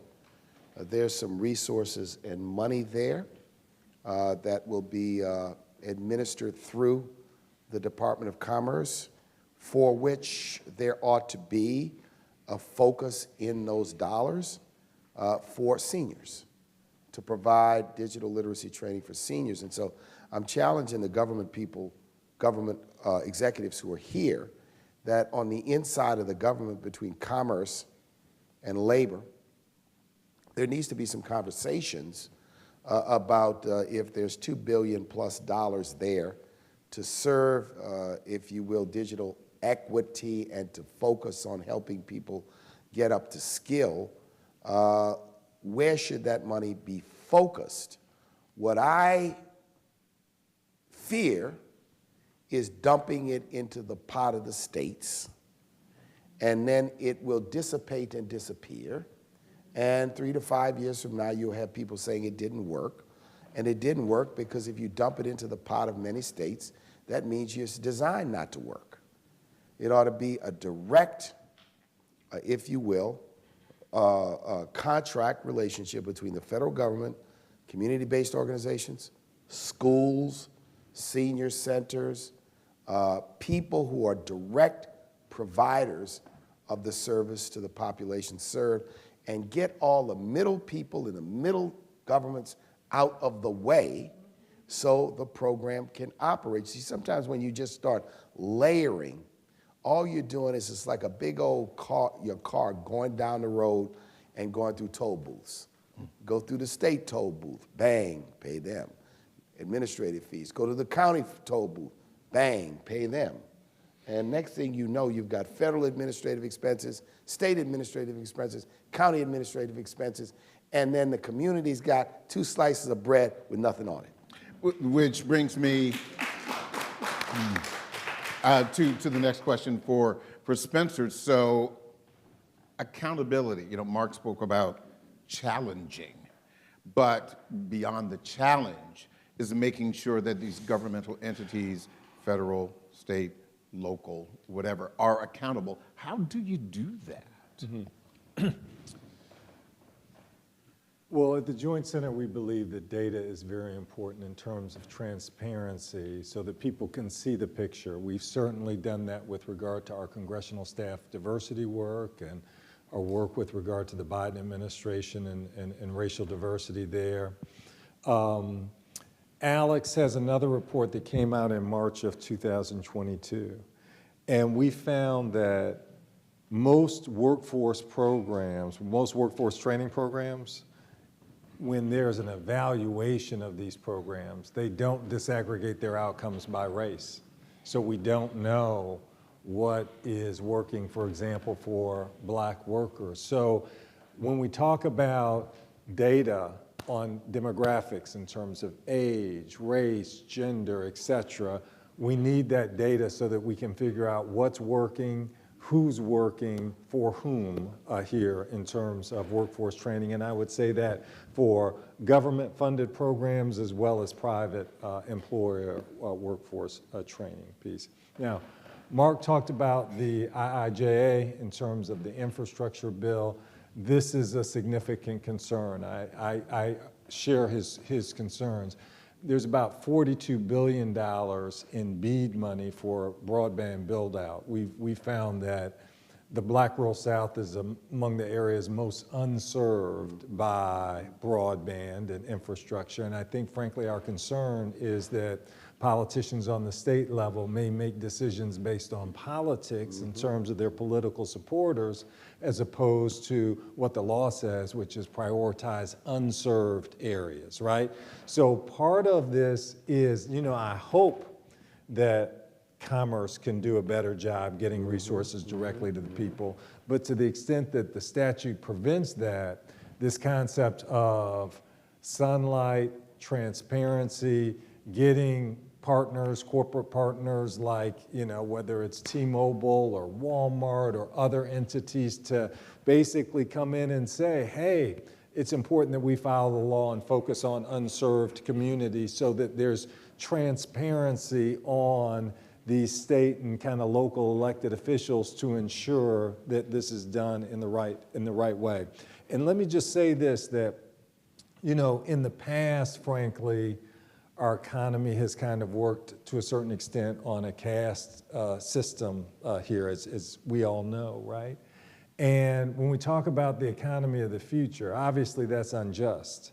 But just in terms of a prosperous economy of the future and competing with other, nations in the future, we really need, all of our talent on the field, and we need to develop everyone's talent. It can't just be a situation where this caste does the grunt work or whatever. We really need to take advantage of this. And so this equitable distribution of the infrastructure dollars really helps us all in terms of GDP, and getting, partners, us all paying attention to this and holding these folks accountable, I think is going to be incredibly important. And also pushing NTIA, the Commerce Department, to hold folks accountable. Just a quick note, there's a provision in this law that at least with some things like broadband, if the state proposal is rejected, municipalities, counties can apply. So if, Mississippi was rejected, Jackson and a few other counties could apply. Now, that's not necessarily what we want, but we definitely want the Commerce Department to require equity and for states to feel like we may not, our folks may not get this money if we're not equitable and fair about this.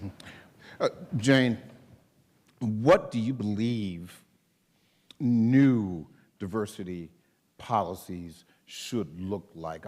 Obviously we're talking about some of the latest things that have come down from the federal government, but certainly if you had the magic pen to write those new diversity policies to prevent the kinds of speed bumps and brick walls that older workers are facing, what do you believe it would look like? So first of all, I think for low-income people, we should have a national standard for what is the definition of low income. For one program, it's 150% of the national poverty rate. For another, it's 400%. So how many times do poor people, whether young or old, have to prove they're poor? It should be one standard across. Second, I think that we should really examine in all of our programs this idea, and you heard it earlier, of occupational segregation. So if you're a 55-year-old white woman, you could do this job. But if you're a 55-year-old black woman, let's make you a home health care worker where you're going to make $25,000 or $30,000 a year. So I think we need to really examine our own biases in a system and say, are we opening opportunities for all people and not making judgments about what we think they could do or what we think they could learn? And I think federal policy could really do that by saying, right now the federal policy says in-demand jobs and it says quality jobs sometimes, but it doesn't define quality jobs, and it doesn't get to that crux of, yes, it's great if we define quality jobs, but if we don't give everybody equal access to that quality job, we're right back where we started from. And I think Spencer makes such a good point. If you don't feel this way for social justice and basic humanity, it's now a business imperative. All those lower jobs that we relegated people to, that we didn't think they could do higher level jobs, those jobs are automated away. So we're not going to have a place for them in the workforce unless we open our eyes to the fact that they can do everything. They being people of color, they being older workers, they being women, they can do anything at all given the skills training and the support system that they need. But real quick, it's so difficult to legislate against prejudice and bias. You can see it in black and white or pages of color. But how do you convince people to move beyond the legislation? And we're going to be talking a little bit more about that in a later segment, but I do want your thoughts about that before we get some final thoughts from everyone. I think data. And if the data shows that you're not being equitable, then you shouldn't get money the next time. There should be a blacklist, no pun intended. There should be a blacklist for people who discriminate that they can't get access to federal funding in the future. And I feel that way about government entities. If workforce boards are doing that, they should be shut down. If nonprofits are doing it, then they should be denied funding in the future. I mean, and the only way you're going to get to that is if we have clear and transparent data. Final thoughts from everyone. Spencer, I'll start with you. Building on this past question you just raised, I'm reading Heather McGhee's The Sum of Us, and the basic metaphor is the swimming pool that is closed in the South. And so everyone misses out in terms of the fun of swimming because of discrimination in it being there and how it affects so many policies. So how do we grapple with this issue that has been with us and we're frank about it as opposed to just kind of colorblind and being the ostrich with the head in the sand pretending it doesn't exist. I think the other piece that I would say is something that we've been great at innovation in this country. But as industries have moved on, we have not been great in terms of helping people move into new opportunity. I mean, if we look at rural areas, the Black rural South and other areas, as they've become automated, communities being left behind. If we look at places like the manufacturing Midwest, I'm from Detroit, we see that issue. If we look at coal country in terms of Appalachia and an area that's been automated. Change is happening even faster now. And we're seeing this from a geographic standpoint, but we're also seeing it in terms of age as well, in terms of not creating the infrastructure so that people can easily move into the new economy. We just can't afford to leave people behind here in terms of moving forward. So this is a challenge that I think we've got to grapple with as a country, and we can't just rely on the private sector. They're important, but I might not want to pay to train my competitors' employees, right, when somebody leaves. So certainly government has some role to play in terms of ensuring that we've got a strong workforce and that people have opportunities to move forward. Marc, final thoughts from you? Yeah, so I want to lift up what I call some flags of opportunity. Step back and look at the investment commitments engineered by the Biden-Harris administration. On one hand, there's a $1.2 trillion infrastructure bill that when leveraged with private, state, and federal dollars will probably plus up 3 to 4 times. The jobs that will be created and the people who will be needed to make that commitment meaningful and get the results that that bill envisions is a huge new sea of opportunity for workers who are Black, brown, indigenous, Asian, men, women, and of all ages. The CHIPS and Science Bill, which is a multi-billion-dollar commitment of both cash and an extremely attractive 25% investment tax credit, is designed to create a microchip industry here in the United States with the substantial commitment of public dollars. Will those companies who will be the recipient of substantial public subsidies be held accountable to ensure that those job opportunities are not going to be the part of a science divide, but a part of a CHIPS inclusionary economy of the future? That's number 2. Number 3, embedded in the quote-unquote Inflation Reduction Act is a substantial set of cash and tax incentives broadly around climate and renewable energy. enough there to empower an entire new sector or accelerate an entire new sector of the American economy? Will those companies that receive those public benefits be held accountable to ensure the inclusion of every and all worker? And will we build a training system, a preparation system, but an accountability system? I shared with the president, when I met with him, along with a group of my civil rights colleagues, this very issue. It's not going to happen serendipitously. It's not going to just happen. It's going to happen if there is a combination of government enforcement of existing policies and a commitment by the private sector to do the right thing and the smart thing for the future of America.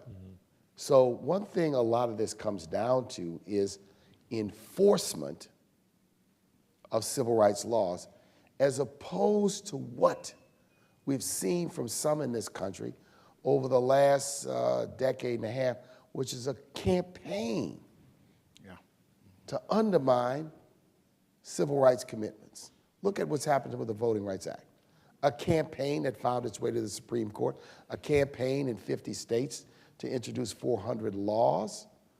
Look what has happened, an effort to undermine the fragile progress we've made over the last 50 years. So we've got to be steadfast and say, damn it, take the laws we passed that are the blood, the sweat, and the tears of a generation and enforce them and stop trying to undercut them, undermine them, and erode them.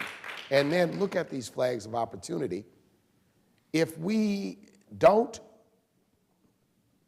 say with the science investment, the infrastructure investment, and the climate investment, that there's a determination to make them inclusionary, if we allow what happened in the early days of the dot-com tech to happen, where there was no inclusion whatsoever, we got to grab the flag of opportunity right now and send the strongest possible message about who gets included in all these new economy jobs.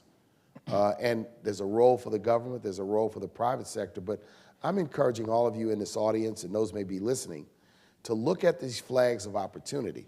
I see these boats leaving. I see these vessels leaving.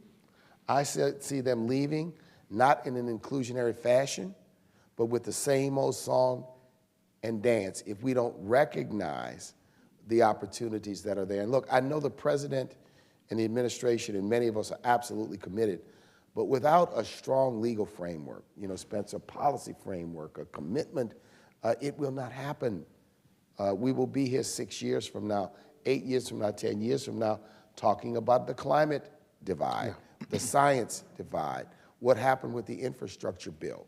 So this is a charge of now, because 18 months have seen record new dollar investments in a whole range of areas, and we're not talking about it enough from the standpoint of how we're going to make sure it's inclusionary, and that includes older Americans, I say seasoned citizens. Yeah.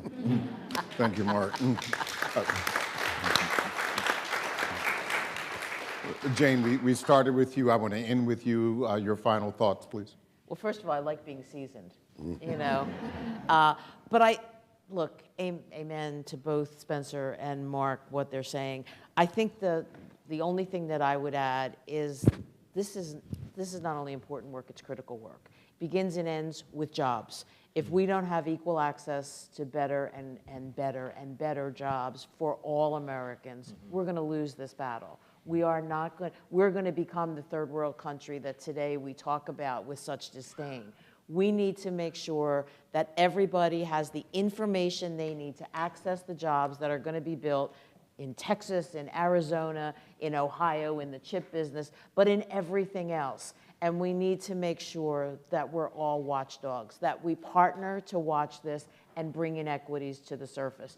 Spencer, your organization does that so well. Embarrassingly, having to talk about how few Black staff are in leadership in the Congress. I so applaud your work there. It's embarrassing that there are not more Black men and women as chiefs of staff and ledge directors and things. And it is not just about Black members hiring Black staff, as we all know. It's about making sure there's equity. But we need to come together.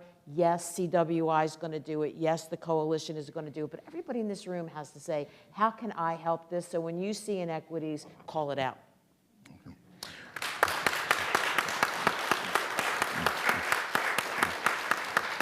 I want to thank you all for your input, Marc Morial, Spencer Overton, Jane Oates. It's always great to, as I say, have all of these great big brains together to share with us, because we often don't have an opportunity to hear them speak collectively about this one issue. So thank you all again.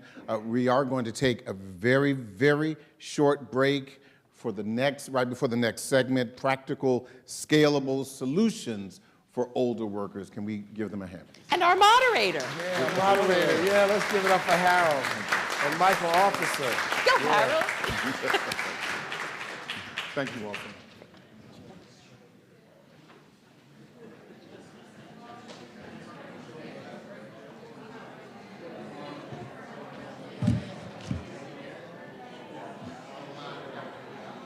It's so good to see you, man. Take care of yourself.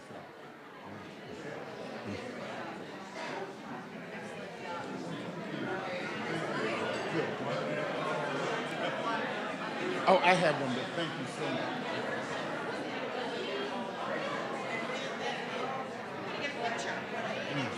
Oh my gosh, thank you. Come on, we're gonna get a photo.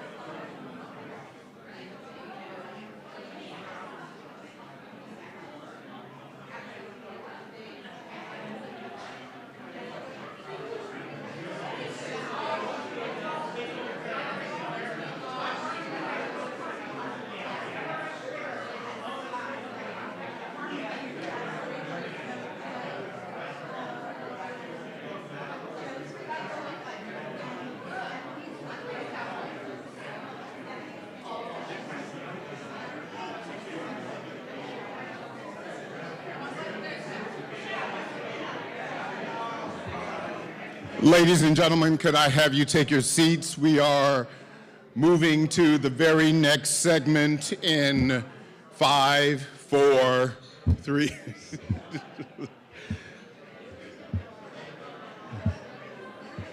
Please take your seats. We are going to move forward with the rest of the program very shortly.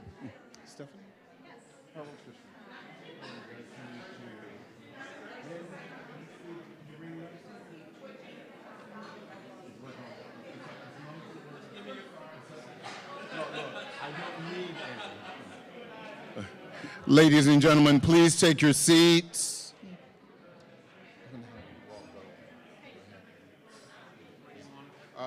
Right next to each other in the middle. Okay.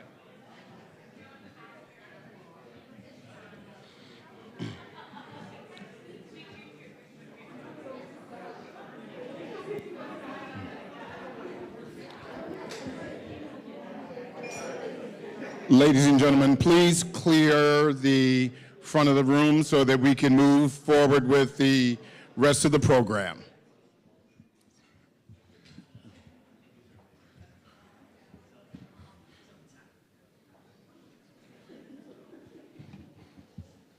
Thank you, Selfie Central. I tell you.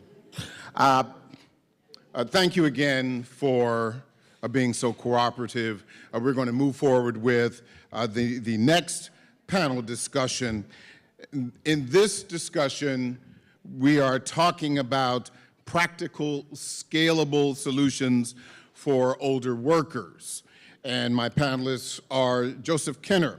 He's the president and CEO of Greyston, a bakery company in Yonkers, New York, celebrating 40 years of excellence.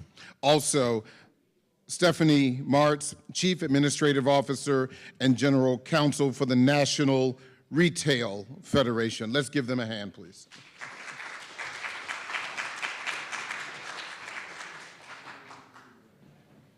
Thank you all for coming. I really want to jump right into this conversation and discuss, before we talk about solutions, let's talk about the problems that older workers are facing regarding employment. Stephanie, how would you characterize the job landscape for older workers right now? Well, I would say it's actually a little bit more complicated than to just say that it's challenging, that older workers are facing barriers to starting new careers, to returning to careers that they had, at least from the standpoint of retail. We, as a trade association, have viewed it as one of our jobs to try to get our arms around what the prospective retail workforce looks like and what we call the lapsed retail workforce looks like. People who had been working in retail before the pandemic and have not returned to their retail jobs. And interestingly, the prospective retail workforce and the lapsed retail workforce skews a little bit younger than the current retail workforce. If by younger, the way we defined it is 55 and older versus 55 and under. We believe one of the conclusions that you can draw from that is that older workers were some of the workers, for stores at least, that were called back. And I think the good news there is that that reflects the view of our members, that those are very dependable employees, very experienced employees, and employees who have both the soft skills and the technical skills to do their jobs. That said, there is still a worker shortage in retail, and I think one of the big challenges we face, and some of the earlier panelists touched on this, is how to reach workers who are older, who might be very interested in a retail job, whether that's a store job or a behind-the-scenes job or a new economy job, which are increasingly embedded in the retail model, and figure out how to just get them in the door with their resumes. And I know, my members have experimented with a lot of different tactics there, which I'm happy to talk about. But I think one of the things we have to remember is that more seasoned workers actually have a lot of the same concerns and goals and barriers as younger workers.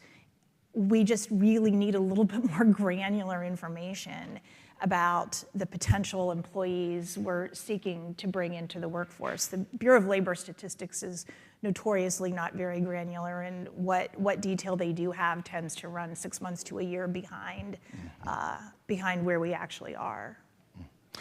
From your perspective,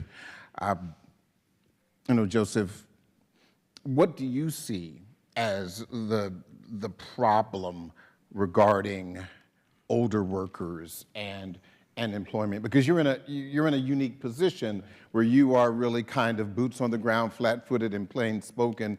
The buck stops with you. Yeah, so let me give a little bit of context first to who we are at Greyston. How many people actually know Greyston, have heard of Greyston, who we are? So I got a few hands, so I like it when I don't have a lot of hands in the audience.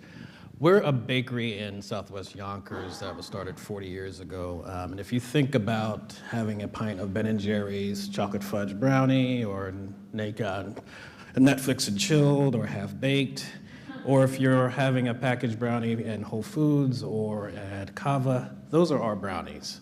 And I mentioned the product because it's not really the product that I want to talk about, because Whole Foods, Ben & Jerry's, Unilever, those are marquee brands, but the real product is actually our people. And we bring our people in through a process called open hiring. And what it essentially means, it's kind of simple, but it's very profound, is no questions asked. We just have a jobs list, and people just have to put their name on a list, just their name, phone number, email. And when a job becomes available and we do a call for bakery apprentices, you get it. No questions asked. So when you think about who we are and our population, particularly 55 and plus population, 30% of our bakers fall into that category. About 30% fall into that category. 98% or so are people of color. About 2/3 to 3/4 are Black, and about 30% to a third are Latina, 30% are women. The problem we have in this country, and we're seeing it, like we're talking a lot about data and stats, is that we have over 11.2 million unfilled jobs out there, so 2 job openings for every person that's officially looking for a job. I don't know where Jane is, but I agree with her. I don't agree with the unemployment rate, the official unemployment rate, because you got another 10 million folks that are on the sidelines that have dropped out of the labor force because of all the different barriers that we're talking about, age just being one of them. But you have the formerly incarcerated, you have people with mental health challenges, single parents, all of these different issues that we're dealing with, which is why we have this challenge with unfilled jobs. The people are there. There's no labor shortage or labor crisis, the people are there. But how are we not looking at things more intentionally and creatively in terms of, one, where we source, and then how we do it? And how do we bring people into an organization? So for 40 years, we've been doing that. And I have to say a big thank you to the Center for Workforce Inclusion and my friend Gary Officer. We worked with them just this past year, working with the formerly incarcerated and 55 plus population through our nonprofit that owns the Greyston Bakery. And we placed over 100 folks, trained and placed over 100 folks who were formerly incarcerated, 55 plus, and the challenges they faced are the challenges that many people with barriers face, is that self-sabotaging, lack of self-confidence, the people that deal with, no one's gonna hire me because I've asked for a job 100 times and no one's gonna hire me, so what good is this interview going to be for me? That's a big challenge for them. And with us as a foundation, and as a bakery too, we work with you.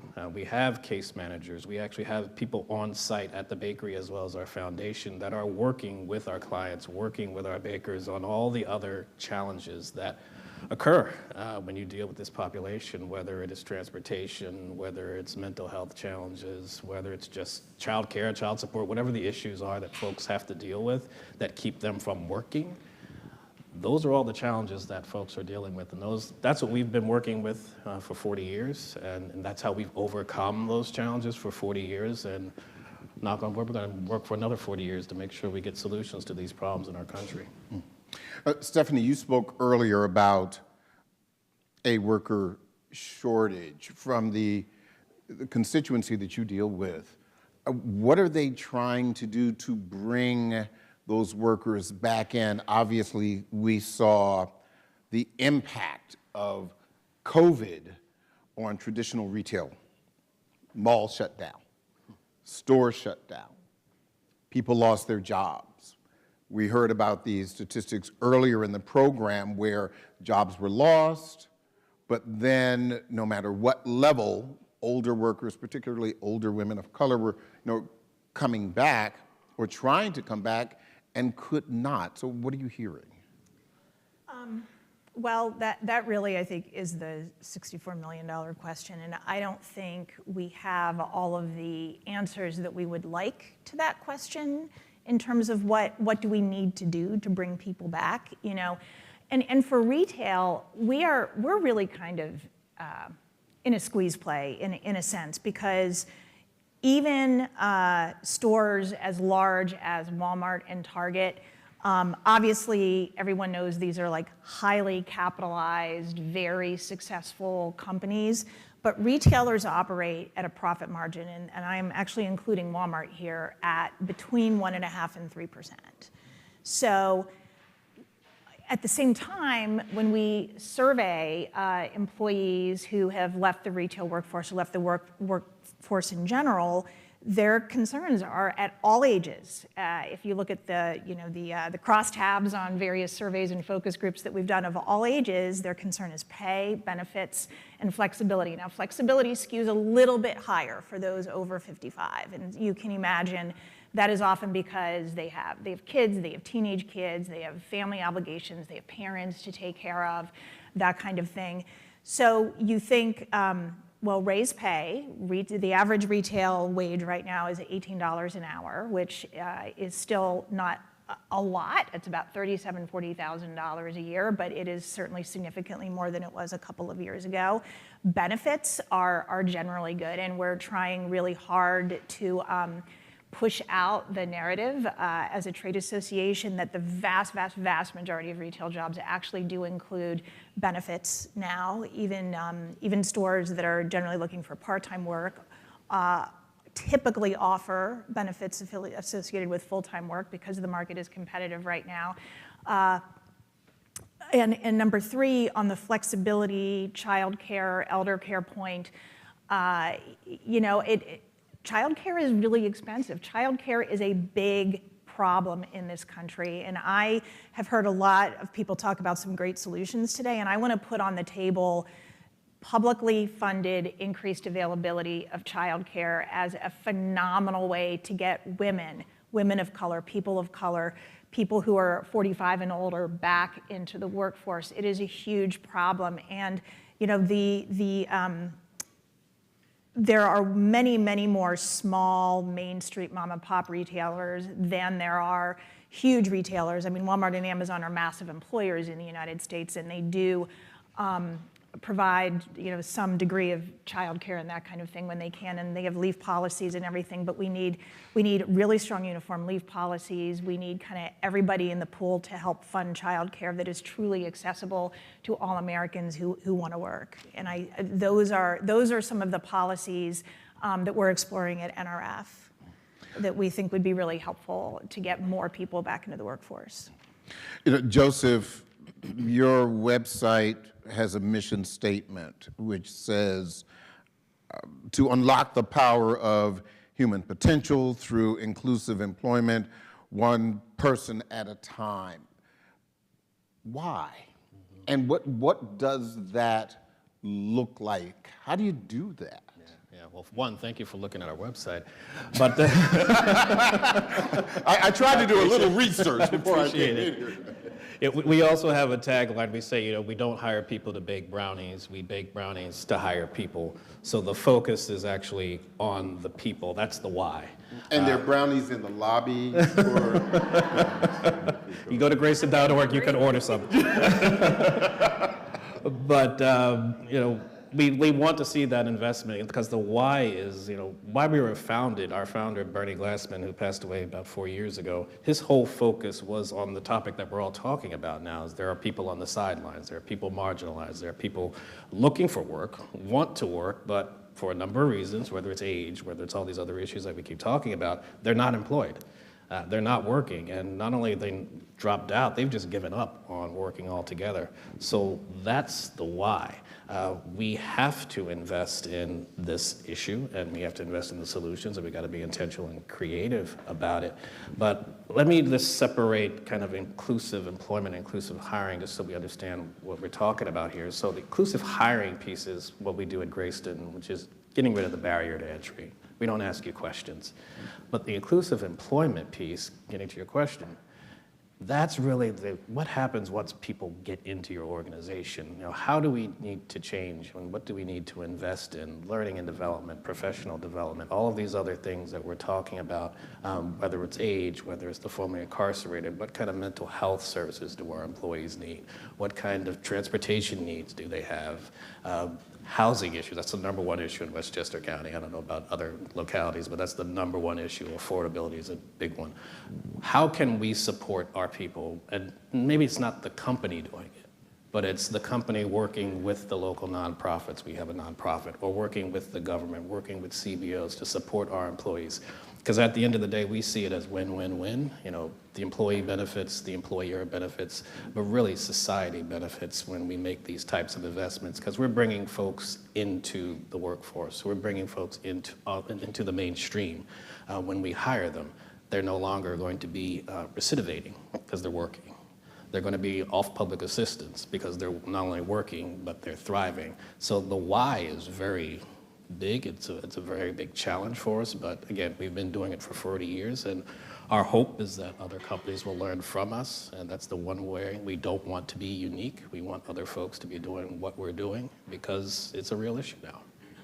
You know, Stephanie, we talk about, retail, anecdotally speaking, over the past several years. Let's put COVID aside for just a moment. Okay. And I'm in. Everybody wants us to put COVID aside. Yes, I know. Good luck with that. Huh? Yeah, but I personally noticed that when I go into a Macy's, a Nordstrom's, a Neiman Marcus, I love a little sale, but that I have noticed, older workers. I mean, they seem to be the lion's share of the workers, particularly older women and women of color. But what kind of policies or even operations that some of the retailers doing to make things more comfortable for them? Once they come back, once they get in, you talked about childcare and the like, but just more broadly, what kinds of innovations are they doing? And is innovation in the retail space regarding workers a difficult thing for them to do? That's a great question. Look, innovation can be hard for anyone to do. I mean, and it sort of depends how you define innovation. But innovation can't mean or shouldn't mean that you are constantly bringing in new blood, 20-somethings, you're churning through your workforce. I think the members who you've mentioned, the Nordstroms and the Neiman Marcuses and the Macy's, well, Neiman Marcus not really around this area anymore, unfortunately. But they all have realized that the key to keeping their return customers happy is having those familiar, highly competent, well-regarded faces there when people walk into the store. And so innovation from my members is, how do we keep these fantastic employees, give them opportunities to grow and advance as leaders in the retail space, and provide them with the tools that they can mentor younger employees who come into the store. One of the things that we really enjoy talking about is the fact that retail is a lot of people's first job. How many people here worked in retail as one of their first jobs at some point, right? So it's a phenomenal entry point to the workforce, because you have to learn all these soft skills that are just life skills about treating customers with respect and treating your coworkers with respect. Something I found fascinating by these surveys that we've been doing recently for our members about what will bring people back into the workforce is an area where our members scored very high, and an element that was really attractive to people who were lapsed retail workers and thinking about coming back is the collegiality that they felt in their jobs working in stores. And that's such a great thing to know that we can leverage to really get the word out that this is not, I mean, there are some people who find it very attractive to work at home in front of a screen, and it gives them all kinds of flexibility to do other things, and maybe you can play this out in numerous ways. Maybe you're really introverted and you don't really want like a retail store kind of experience. There's plenty of jobs in retail for you if that's what you want to do. But for people who really, to put COVID aside, again, who crave that human connection of being in person, retail jobs are just phenomenal. And it's such a great way, if our members, as they are right now, are really focused on making sure that the makeup of their workforce really reflects the community that they're operating in, then that's just an amazing way to create these little microcosmic cross sections of people who, like I'm sure in your bakeries, who are all working together and getting to know each other and sharing life experiences, and really, like it ends up that what's the saying? It's all greater than the sum of its parts at the end of the day when you get that kind of alchemy going. And so, one of the things that we have done at NRF is our foundation has a set of training modules called Rise Up, and it's to give people credentials in retailing. You take this course. We have pushed hundreds of thousands of them out to Boys and Girls Clubs across the United States. We have a partnership with the National Urban League. Over 500,000 people in underserved communities have taken the Rise Up credential and achieved their retail credentials so far. We have also partnered with state workforce agencies to try to get those credentials out, not just to young people in underserved communities, but to people who want to be able to transition into a retail job. As folks were saying, I think having the confidence to go for your retail job interview and feeling like you belong there, feeling like this is a place that wants you and this is a job that you want is so important, especially as people get older and they might think that they don't really fit within a certain workforce. Well, you take this credential and it starts to make you feel like, okay, I'm going to go to this interview and I know what I'm talking about. So we are trying really hard to get that training out to more and more and more places that serve potential retail workers of all ages. Joseph,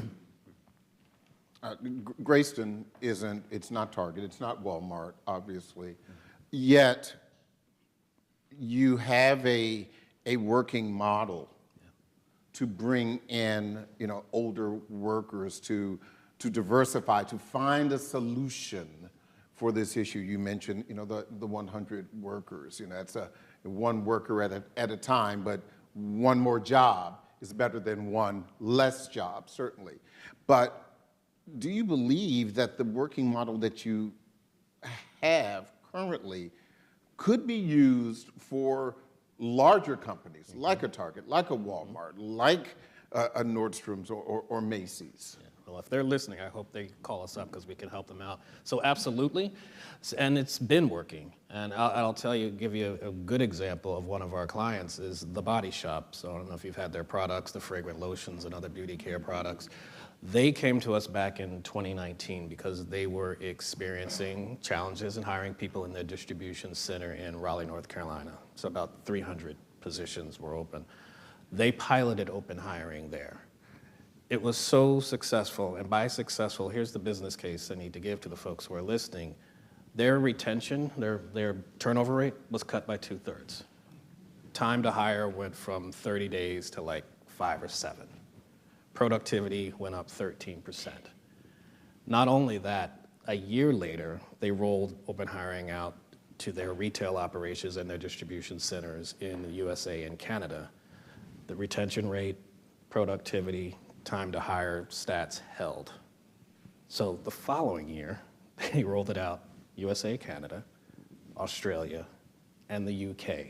They're now at 3,000 or so positions now being offered. They call it inclusive hiring, but it's essentially the same thing as open hiring. Women are being hired, 55 plus are being hired, they're diversifying their workforce. And I actually see that as being, and I know we have a session on this coming up, but that's actually DEI in its purest form, because you're bringing folks in at the entry level, and a lot of these people are now being promoted up into other positions within the organizations. We're talking an international operation here, manufacturing on the distribution side, and then also retail. And this is Natura. Natura owns the body shop. So this is a big company doing it very well, and really they're a model for others. And as you said earlier, we're going to be celebrating our 40th anniversary this year. We're actually going to be honoring the body shop at our gala, but we're going to have another announcement of another major company that I can't say yet, but it's a Swedish kind of company that makes certain products. So, but we're going to be announcing. I didn't say anything, but we're going to be announcing that pilot soon. So, and we have other smaller companies doing it. You know, a janitorial service company in upstate New York, you know, providing jobs to the formerly incarcerated. As I mentioned, we had this great pilot with CWI where we were working with the formerly incarcerated and getting them placed in jobs. Average wage $20 an hour, by the way. So it's replicable. We can do this. It's just you have to be intentional and you got to be creative about it. Let me follow up with that. I mean, because that sounds wonderful, but what is the challenge, or what are the challenges through this open hiring? I'm sure that it's not pristine. It's not a pristine process. No, and look, I spent 14 years in corporate America working for Pepsi and Lehman Brothers and Chubb Insurance. So I know what a conservative organization looks like. I know all the hoops that you have to go through. I mean, if you had told me years ago that, oh yeah, we can hire people by not asking questions and not accepting resumes, I'd laugh at you. But when you actually see it played out and we get rid of our biases, because we all have them, we all look at a formerly incarcerated, we all look at an older person, and we have certain assumptions that we make about whether they can do this job or not. That's one. But it's also the issue of we think that we have to do something grandiose in terms of changing how we operate. I mean, we had the Congressman here earlier, but this is the one thing where we don't have to go to Congress, we don't have to go to our local legislatures. The CEO, the CHRO, whoever it is within the organization, you know, the general counsel, they can just say, tomorrow morning, here's how we're hiring, and here's how we're going to do it. You don't have to ask anybody. The challenge is getting beyond that, getting beyond being static, getting beyond saying this is how we've always done things. It's clearly not working if you have 11.2 million unfilled jobs. We interview very well, but we don't hire the right people. We're hiring people that interview very well. And we're leaving out the folks who will do a good job for you. I mean, when you look at the loyalty piece, and that's a key piece I think business leaders need to look at, like the loyalty is there. If you invest in those folks who have been told no 1,000 times over and just give them an opportunity, not a chance, an opportunity to work in your organization, they will do a good job. 2 of my 5 supervisors are former bakers. Our senior supervisor, former baker. We have people in maintenance, supply chain, quality, former bakers. We have people working at other companies that were former bakers. So it is possible, they will do a good job, but we've got to get beyond the old business playbook and, you know, business as usual, and saying like, there is another way, there is a solution out there. And other companies of varying sizes and looking at different flavors of open hiring and inclusive hiring are doing it, and they're getting results, and they're getting business results. It's not just the social piece. I only have a few minutes left. I wanted to give you both an opportunity to share some final thoughts about just where solutions are. Stephanie, your thoughts, please. I think that from having talked to my members about this very issue, one of the solutions is honestly to make sure that companies are really, really focused on finding workers every place that they are. our industry's focus during COVID, especially after the horrible murder of George Floyd, was definitely on increasing the racial diversity of our workforce and making sure that we reflected our communities in that regard. And more than that, making sure that our stores were welcoming places for employees of color and customers of color. And obviously, we're not perfect. We're not getting it right in every instance, but we think it has improved. And we've helped our members with some training that we've developed around conflict resolution and how to handle crisis situations in stores in real life. And it makes folks who go to their jobs in retail every day feel a little bit more confident that they have the tools to resolve some of the biggest challenges that are happening. But I'll just be totally candid. I'm not sure that a lot of our members have focused on more seasoned workers. I mean, as you said, the retail workforce actually, just as a matter of fact, does skew a little bit older than many other industries. So that's the good news. The bad news is that in surveying our members, just a handful have partnered with the AARP on their job boards. Just a handful have really given serious consideration to what full diversity in their workforce looks like. So I think conversations like this are, I don't mean to be trite or flippant about it, but honestly, conversations like this are really, really important in continuing to encourage our members to fill those 11 million vacant jobs with folks from all ages and all parts of the community is just really important, to state the obvious. Joseph, a final thought from you. Yeah, I would say really don't overthink this issue. I mean, it is actually rather simple, to your point, Stephanie. It's just it's really about just, thinking creatively. Yeah, thinking creatively about this.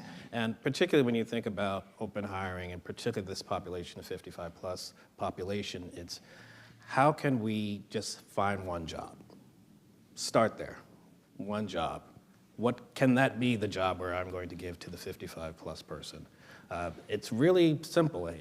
What's the one job where people, all they have to be required to do is listen and take instruction, and they'll learn the job on the job? Make that the open, inclusive hiring position and invest there. That's what a lot of our clients have done. I'd be more than happy to speak to some of your members.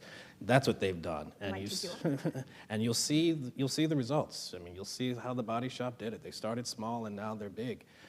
But to the extent we don't do this, I mean, when going back to the 11.2 million unfilled jobs, to the extent we don't invest in the folks on the sidelines, that means work isn't getting done somewhere. A product's not getting produced, a service is not getting provided, society loses. So we all lose to the extent we don't start to do something. And I think that's what we're both saying, is just start somewhere, do something, be creative, and be intentional. Joseph Kenner, Stephanie Martz, thank you so much for sharing with us. I appreciate it. Good job. We are going to take a break for lunch, but when we come back, another really fascinating discussion. We're going to be talking about the intersection of age, race, and gender in the workplace. So buckle up for that one when we come back. Thank you.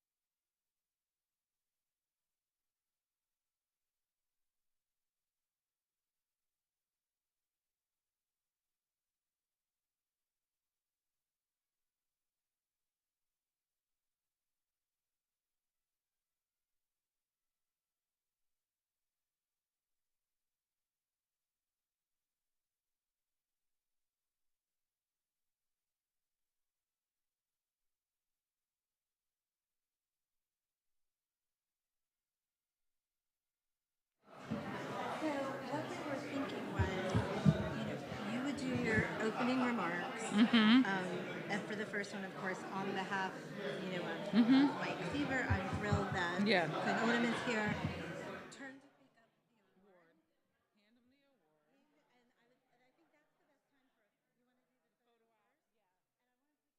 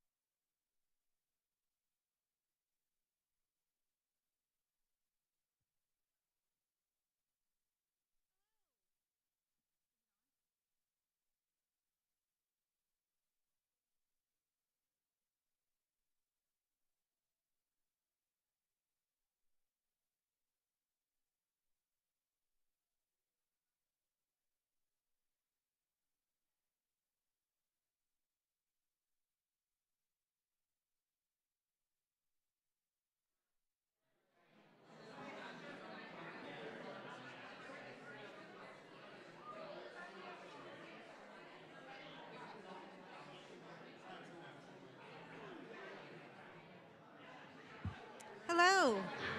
Still not on.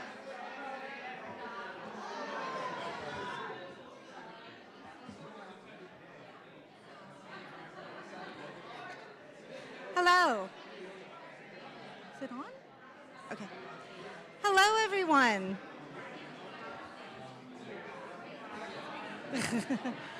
Hello, and welcome back to the Center for Workforce Inclusion Equity Summit. I hope you all enjoyed today's lunch and that you've been enjoying our panels, our conversations, and the important topics that we've been talking about today. Before I turn it over to the board chair of CWI Labs, I would like to make a quick housekeeping announcement. If anyone has lost a cell phone, we have it in the back of the room, so please swing by and grab it. We do have your cell phone. And with that, I am thrilled to bring up to the front of the stage Angela Beddoe, chair of CWI Labs. Hello and good afternoon. I get the fun job, so I'm so excited about this. As we've heard throughout the morning, we have a once-in-a-generation opportunity to reshape and reframe how we approach workforce development. We have an opportunity to speak truth to workforce injustice, to invest in systemic change, and to move forward rather than backward. The Center for Workforce Inclusion is launching the Workforce Equity Award to recognize individuals and organizations who are taking a leadership role in equitable access to economic opportunity through work. This year, we are proud to recognize Mike Sievert, President and CEO of T-Mobile. Throughout Mike's career, he has been a stalwart promoter of diversity, opportunity, and transparency. At T-Mobile, he has built a culture of customer-crazed, passionate innovators whose goal is to disrupt the existing rules of the wireless industry. T-Mobile's expansion of 5G fixed wireless is just one example of Mike's leadership. T-Mobile is bringing wireless access to unserved and underserved communities across the United States, including smaller rural markets that have poor broadband options or no broadband options at all. The result of T-Mobile's 5G expansion will be millions of job seekers, particularly older job seekers in rural communities, gaining access to the skills, training, and employment opportunities that have been missing for far too long. One of the other things that T-Mobile has done is their Equity to Action program, or Equity in Action program. And I think they've invested, what is it, $25 million? A significant philanthropic investment for institutions serving disadvantaged or underrepresented communities to support tech entrepreneurship and bridge the gap in literacy, job training, and access and participation in digital economy for communities of color. It is my honor on behalf of the Board of Directors of Center for Workforce Inclusion, the Center for Workforce Inclusion Labs, to present Mike's award.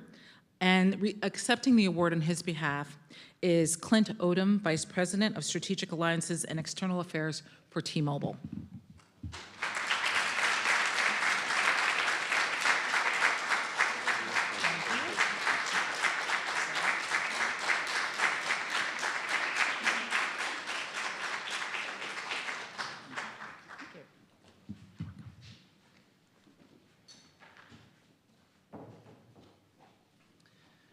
Good afternoon, and I promise not to take as much time as the introduction took.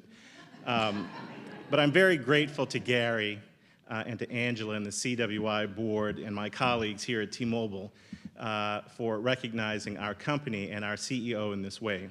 I'm very proud to work for a company whose values match my own. Many of you know that I have just recently come from the civil rights community at the National Urban League, where I led its policy shop to T-Mobile, and it may be one of the easiest transitions from civil rights work to corporate America that is imaginable. Mike Sievert is an extraordinary leader who has brought together two companies, T-Mobile and Sprint, to create a combined company whose reach will be to 99% of the population of the United States with our ultra-fast 5G technology. Mike has made equity the cornerstone of our corporate identity and personality. I thought it was interesting that Mike, in our first earnings conference in April after we came back from the pandemic, spent time talking about the importance of diversity, equity, and inclusion as a corporate credo. This is something you almost never hear an executive talking about at an earnings conference, but Mike put it front and center. We've talked a lot about the future of work, and the future of work, by all accounts, is hybrid. Prior to the pandemic, only 1 in 5 African-American workers, 1 in 6 Latino workers had a job that permitted them to work from home. COVID turned that on its head and created a crisis that we had not experienced. Work from home is the new mantra, and it's the new normal. And T-Mobile has a big part in making and enabling that transition. The blueprint that we are following at T-Mobile is broadband everywhere. As I said, 99% of the population will be covered by our 5G network in the next coming years. Broadband affordable. T-Mobile is offering today in the marketplace, in connection with the federal government, a program called the Affordable Connectivity Program, so that if you are a person of limited income, you can get a device and service for as low as $30 a month. T-Mobile is also introducing its home internet product, whereby you take a router that is powered by 5G with no other connections than a power connection, and have that create a network, a Wi-Fi network in your home for $50. This is a game changer, and it's a real competitive threat to a lot of the fixed broadband that's out there, especially in rural America and in places where a lot of seniors live today. We've heard it said recently that the key to solving our workforce problem in the United States is coaxing older Americans back into the workforce. This is not a strategy. Equitable workforce investment is. T-Mobile will continue to make investments with not-for-profit organizations and supporting government operations like the Affordable Connectivity Program, and will continue to grow our business with home internet because it's the right thing to do. Because if you don't have broadband, you can't afford broadband, and you don't know how to use it, you're completely lost in this economy. And so we're very proud to partner with CWI, especially on the digital literacy piece, that you are uniquely positioned to lead on. And let's make sure that older Americans can be a big part of this economy and not just a punchline in somebody's political speech. So on behalf of Mike, Sievert, and my colleagues at T-Mobile and the whole T-Mobile family, we are grateful and we thank you, and we are honored to be here with you today. Thank you.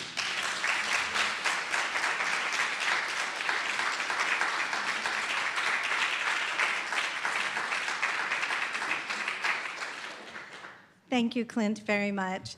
It is our honor to recognize T-Mobile and everything that they are doing in the space of equity and inclusion. Next, I am thrilled to introduce our next panel and welcome back to the stage our wonderful moderator, Harold Fisher. This panel is going to be the intersection of age, race, and gender in the workplace. Our panelists include Ramsey Alwyn, President and CEO of the National Council of Aging, Dr. Alex Cameradal, Director of Workforce Policy from the Joint Center for Political and Economic Studies, and David L. Kim, President and CEO, National Asian Pacific Center on Aging. Please help me welcome them to the stage.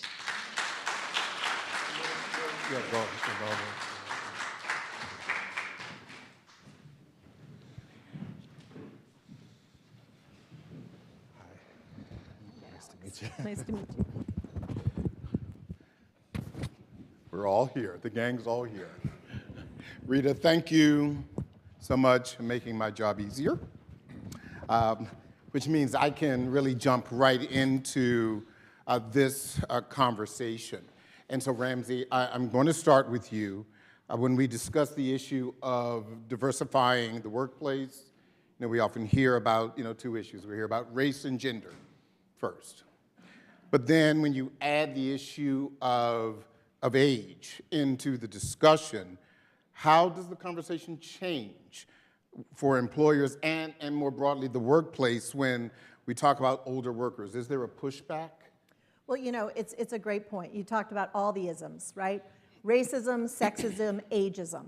And with this awakening around diversity, equity, and inclusion, which is phenomenal, we can't forget about the ageism piece of the puzzle. Because at the National Council on Aging, for over 70 years, we've been working to improve the lives of older adults. And critical to that is ensuring those who want and need to work continue to do so. But we see the cumulative disadvantage that individuals experiencing those intersections, racism, ageism, and sexism, and what that plays out to mean is that it's that much harder to find work, keep work, and then ultimately have the resources you need to age well. So we want to encourage everyone, all those employers looking at diversity, equity, and inclusion, make sure you're adding the ageism lens to that. Years ago, a PwC report looked at DE&I policies, and only 9% layered in the ageism piece of the puzzle. And it's such a critical, important piece that we need to recognize. Talk to me about the pushback, though. I mean, what does that look like when you add age to the issue? Well, the challenge is negative stereotypes on aging are widely experienced. It can be she's too young to lead the organization, to he's too old to learn the technology. It's insidious, and we're our own worst enemies. We reinforce negative stereotypes on aging, and we don't even realize it.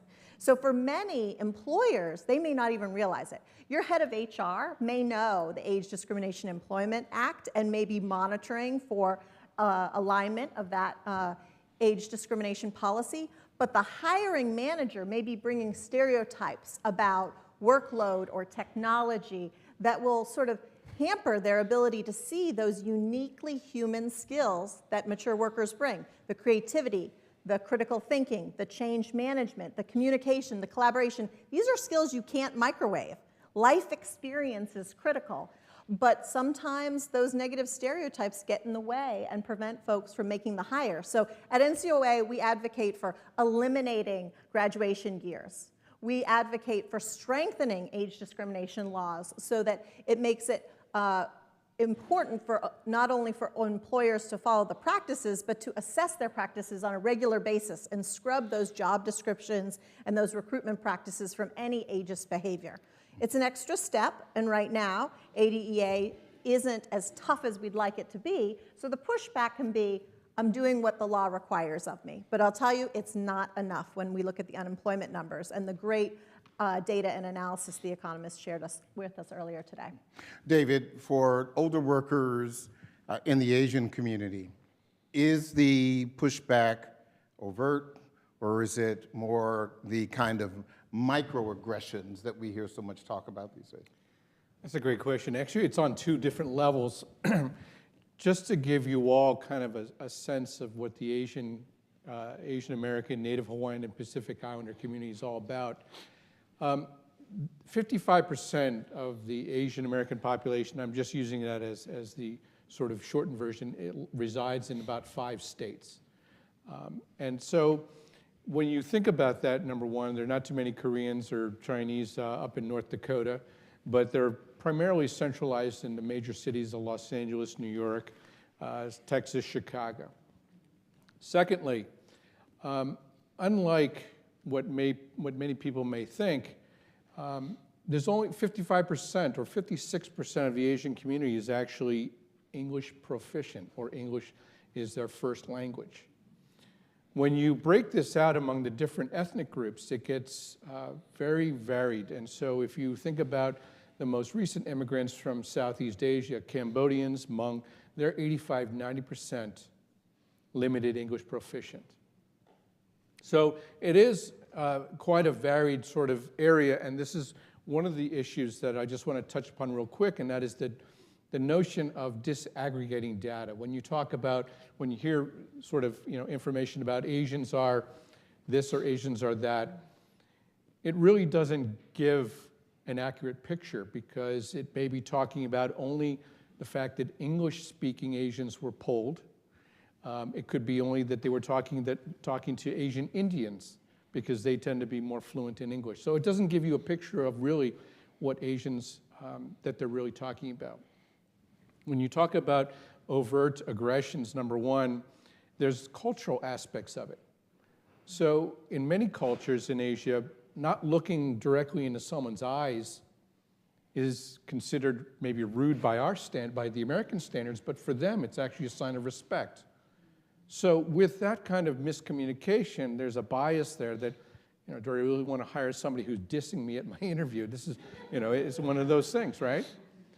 The other thing is that if people don't smile, that's often taken as a sign of rudeness, or there's an inability to develop that sort of simpatico, or at least a relationship there. Again, that's sort of a cultural thing, that if you don't have any clue that for them, that's not necessarily a thing that they take as a positive, because often if you're smiling, it's not taken seriously, which is the opposite of what we may interpret it. That's yet another sort of behavioral issue that may affect folks when it comes to the workforce. So quickly summarizing, I think there's cultural elements, and there's also the issue of language proficiency that really are barriers to the Asian folks, and on top of the fact that if they're seniors as well. Sounds like another career for HR, cultural competency. Correct. When you talk about specific groups depending on where you are in various and sundry parts of the country. The one thing I can say to that is that it's a lot deeper than just simple translation, because translation doesn't often allow a better or a deeper understanding of the nuances involved. What we found, for example, is that when people want to get to actually make a foray into reaching out to the Asian American populations, they say, well, we got our helplines, and our helplines are in Mandarin and Cantonese and Tagalog and Vietnamese. But the problem is that when someone calls them and they are able to speak there, it stops there. There's nothing else beyond that. And so, quite honestly, just a simple translation really doesn't get the job done. And I think for people to understand that it takes more of a commitment to do that, sometimes it's very daunting. And that's why organizations such as ours are often asked to help out, because that's sort of what we do in terms of helping folks reach these populations. Alex, I want to go all the way back to 1967, the Age Discrimination in Employment Act. I know that was a long time ago in a galaxy far, far away. I get it. But certainly it was a watershed moment, one of many, fighting discrimination against older workers. But from your perspective now, when we look at 2022, is it working? Yeah. I'm gonna keep it real. That was before I was born. So just a heads up. Wow. Just a heads up. But good thing I read, and I like to keep up with that's why we have you here. relevant to my work. Well, first, let me say thank you again, just echoing my colleague Spencer's comments on the warm welcome from CWI today. Also, just feeling very proud to be a T-Mobile customer as well today. Something on top of the free Wi-Fi to celebrate on my flight, so I appreciate that.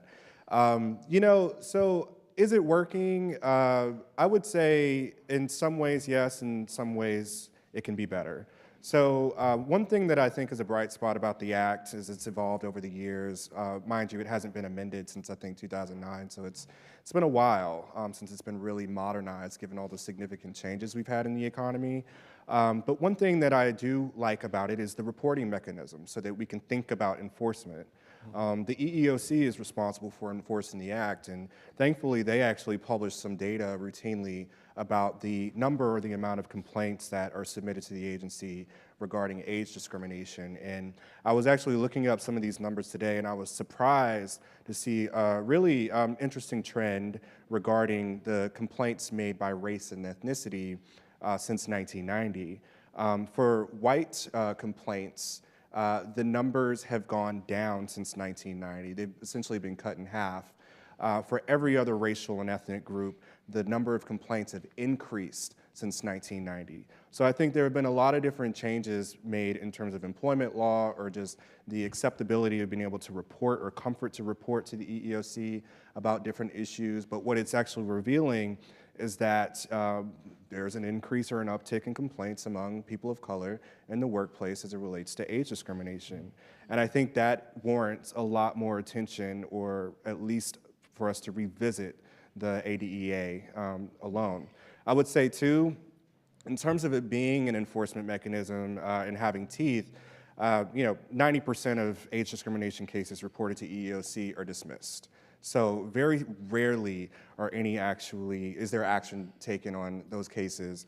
And I think that excites me about what Chairman Bobby Scott presented earlier with the Protecting Older Workers Act that is now in the Senate, because it addresses the burden of proof that people face whenever they are experiencing discrimination in the workplace. So very excited about that. But I have to say, though, age is one thing, but when you layer race and ethnicity and gender, sexual orientation, a lot of the older Americans that we talk to at the Joint Center are also formerly incarcerated people who are coming out in their 70s and having to find employment. I think all of that needs to be considered in the law, and currently the standard in the law does not go that deep. What's important to remember, though, is that it is just that, a standard. It's a floor that a lot of employers, service providers, state and local policymakers, and others can build upon. But we need to be very thoughtful about the intersectionality built into, or the lack thereof, built into these laws. Ramsey, a short story, and I think you can kind of help talk a little bit more about this. I remember when I was a much younger person like Alex, and I was in a television newsroom, and I remember one of the older editors was pushed into retirement. And it's a white male, but as it relates to age, one of the things after he was gone was there was a grand loss of institutional knowledge. Oh, yes. Oh, yes. And this isn't, this is, below the issue of, of racism and discrimination. This was just what is lost when we don't have this kind of diversity in any institution, but particularly in the news business, if you have someone who, doesn't remember a president before Bill Clinton. And so talk to me about how that message of institutional knowledge is lost when you're talking about age and race and gender. Well, there's just so much work we need to do in terms of raising awareness of the value. That experience matters. That wisdom matters. It's so essential. We're often caught up in this world of startups and breakthrough ideas and moving so quickly. We think the latest technology is where it's at, and it's so important, but it needs to be complemented with the wisdom and the experience to understand the nature of change management and the critical thinking and the relationships and all the other pieces that can ensure its ultimate success. When we were looking at some analysis from the Great Recession, trying to forecast out what might be possible in this environment, where we saw so many older workers first laid off, furloughed, or maybe voluntarily deciding to retire because they were concerned about their own safety.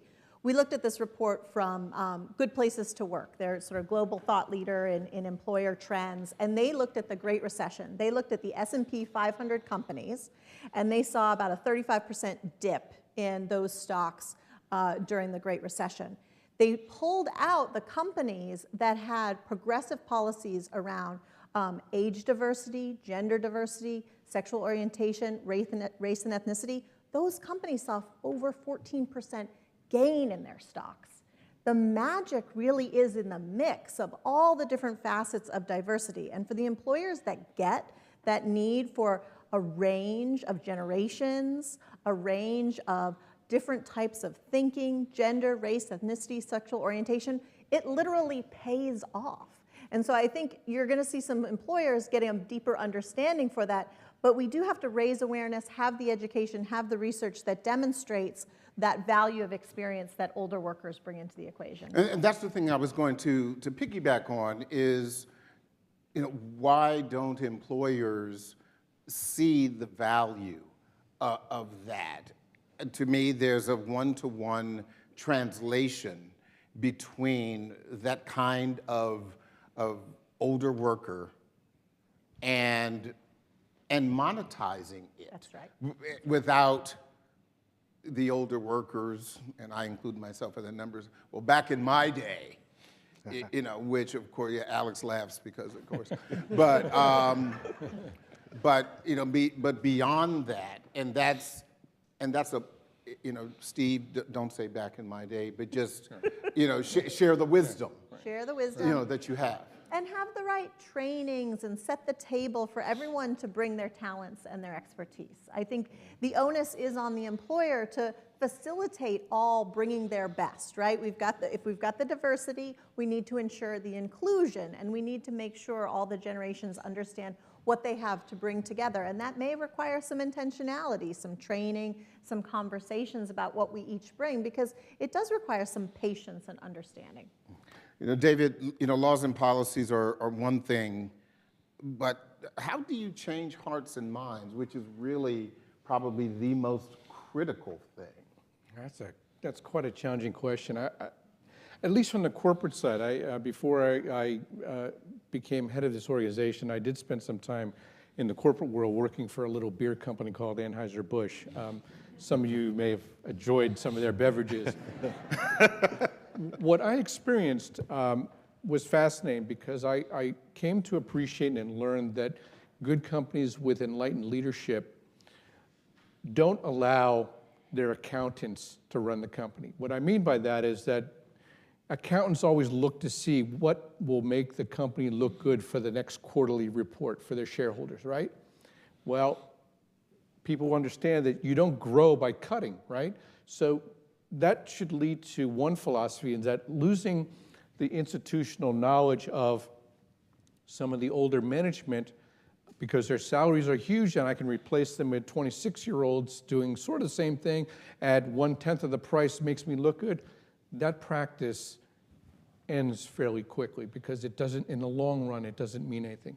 Secondly, to kind of piggyback on what Ramsey was saying, you know, this sort of notion of mentorship, which we're all familiar with, in which someone who's an older worker, shall we say, adopts or undertakes some folks that they teach. That's such an important dynamic that I've seen more prevalent in successful companies, where they transfer some of that institutional knowledge, and they treat the older workers, they give them sort of a parachute to land softly, give them an advisor position, but move them off sort of the front line. So I believe that good capitalism, if that's still an acceptable word or term, will lead people and to use the practices in the company that are not short-sighted and saying that, hey, well, let's get rid of these old folks because they're too expensive. Let's replace them with younger folks that are a lot cheaper.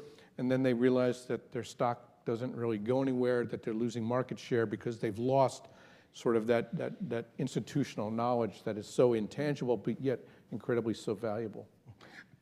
Alex, we've been hearing a lot during this event today about the role of governmental organizations, federal government, state, local, millions, billions of dollars. But I would argue there's another voice. There are the nonprofit organizations, philanthropic organizations that who have the ear that governmental organizations don't have. What is the role for those nonprofits and philanthropic organizations, in your opinion? Sure. So I'll limit it to those that are service providers, providing like supportive services to older workers, older Americans and otherwise. And I think among that group of folks, they are not adequately equipped to meet the diverse needs of an aging population, one that is living longer, one that is working longer, and one that's had to survive, I think, one of the most cataclysmic economic and public health experiences of our lifetime. So I think they are, cash-strapped. Resource deprivation is a real thing in the nonprofit community. I actually used to be a workforce development funder. I used to fund job training programs, many of which actually served older workers that were looking to enter into the construction industry or to enter into hospitality occupations. And the reality is that training has not kept pace with the needs of industry. That's one thing. And training's not kept pace with the needs of people, of the people that they're serving. So for instance, a lot of the population we're talking about today, they're, caregivers. A lot of folks don't want to imagine older workers as caregivers. I'm on the board of a nonprofit that works with families whose children whose parents are incarcerated, which means that the grandparent overnight becomes the primary caregiver, needs to find a job, and needs to get the skills and credentials necessary to find work. And a lot of service providers that deal in the workforce development space are not adequately equipped to link them to things like childcare support, to make sure they can convert from senior SNAP to full SNAP for those that need food assistance, to qualify their child or the child they're working or living with for child-only TANF or Medicaid. They're not fully aware of those different dynamics. And a lot of that is because I'm a policy person, linking it to nonprofit resource deprivation to public underinvestment is really important to do here. There's not a lot of great public investment in nonprofits that are serving this population in a way that helps them meet all of these different and unique needs. So I think that's something to consider. And then secondly, nonprofits are the closest to the folks that we're talking about today, yet they don't see themselves necessarily as advocates all the time.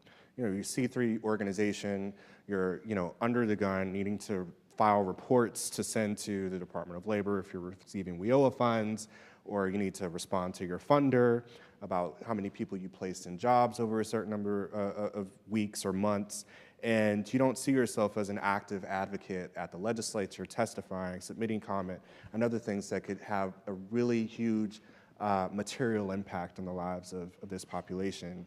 And I think we need to educate the nonprofit community on the difference between advocacy and lobbying so that they can be more present and active voices for this population in the policymaking process, because they have the answers that researchers, think tanks, and otherwise, even employers don't necessarily have. Ramsey, let's... No, you love were about it. to say I love something. it. Absolutely. Well, I was going to come to you because I was going to ask, above the policymakers and the governmental organizations and the like, from your perspective, who or what are the boots on the ground to really affect change? Because, again, we're talking about age, race, and gender in the workplace, and sometimes it's not a top-down thing, sometimes it's a ground-up. Yeah, we all have a role. I mean, we have to start with ourselves and reflect a little bit about our own negative stereotypes on aging and whether they're self-imposed and reinforced, or whether we're bringing them to our organizations in our hiring and our workforce decisions. And so we do really need to have some reflection, and we need to be able to call each other out in terms of those negative stereotypes and how they might be hurting literally our future selves. As we impose ageism today, that is our future self. But if we really want to see change, I'm right there with you, Alex. I mean, it's a multi-sectoral challenge. The nonprofit sector alone cannot move the needle on this. We're all living longer. The future of retirement is work.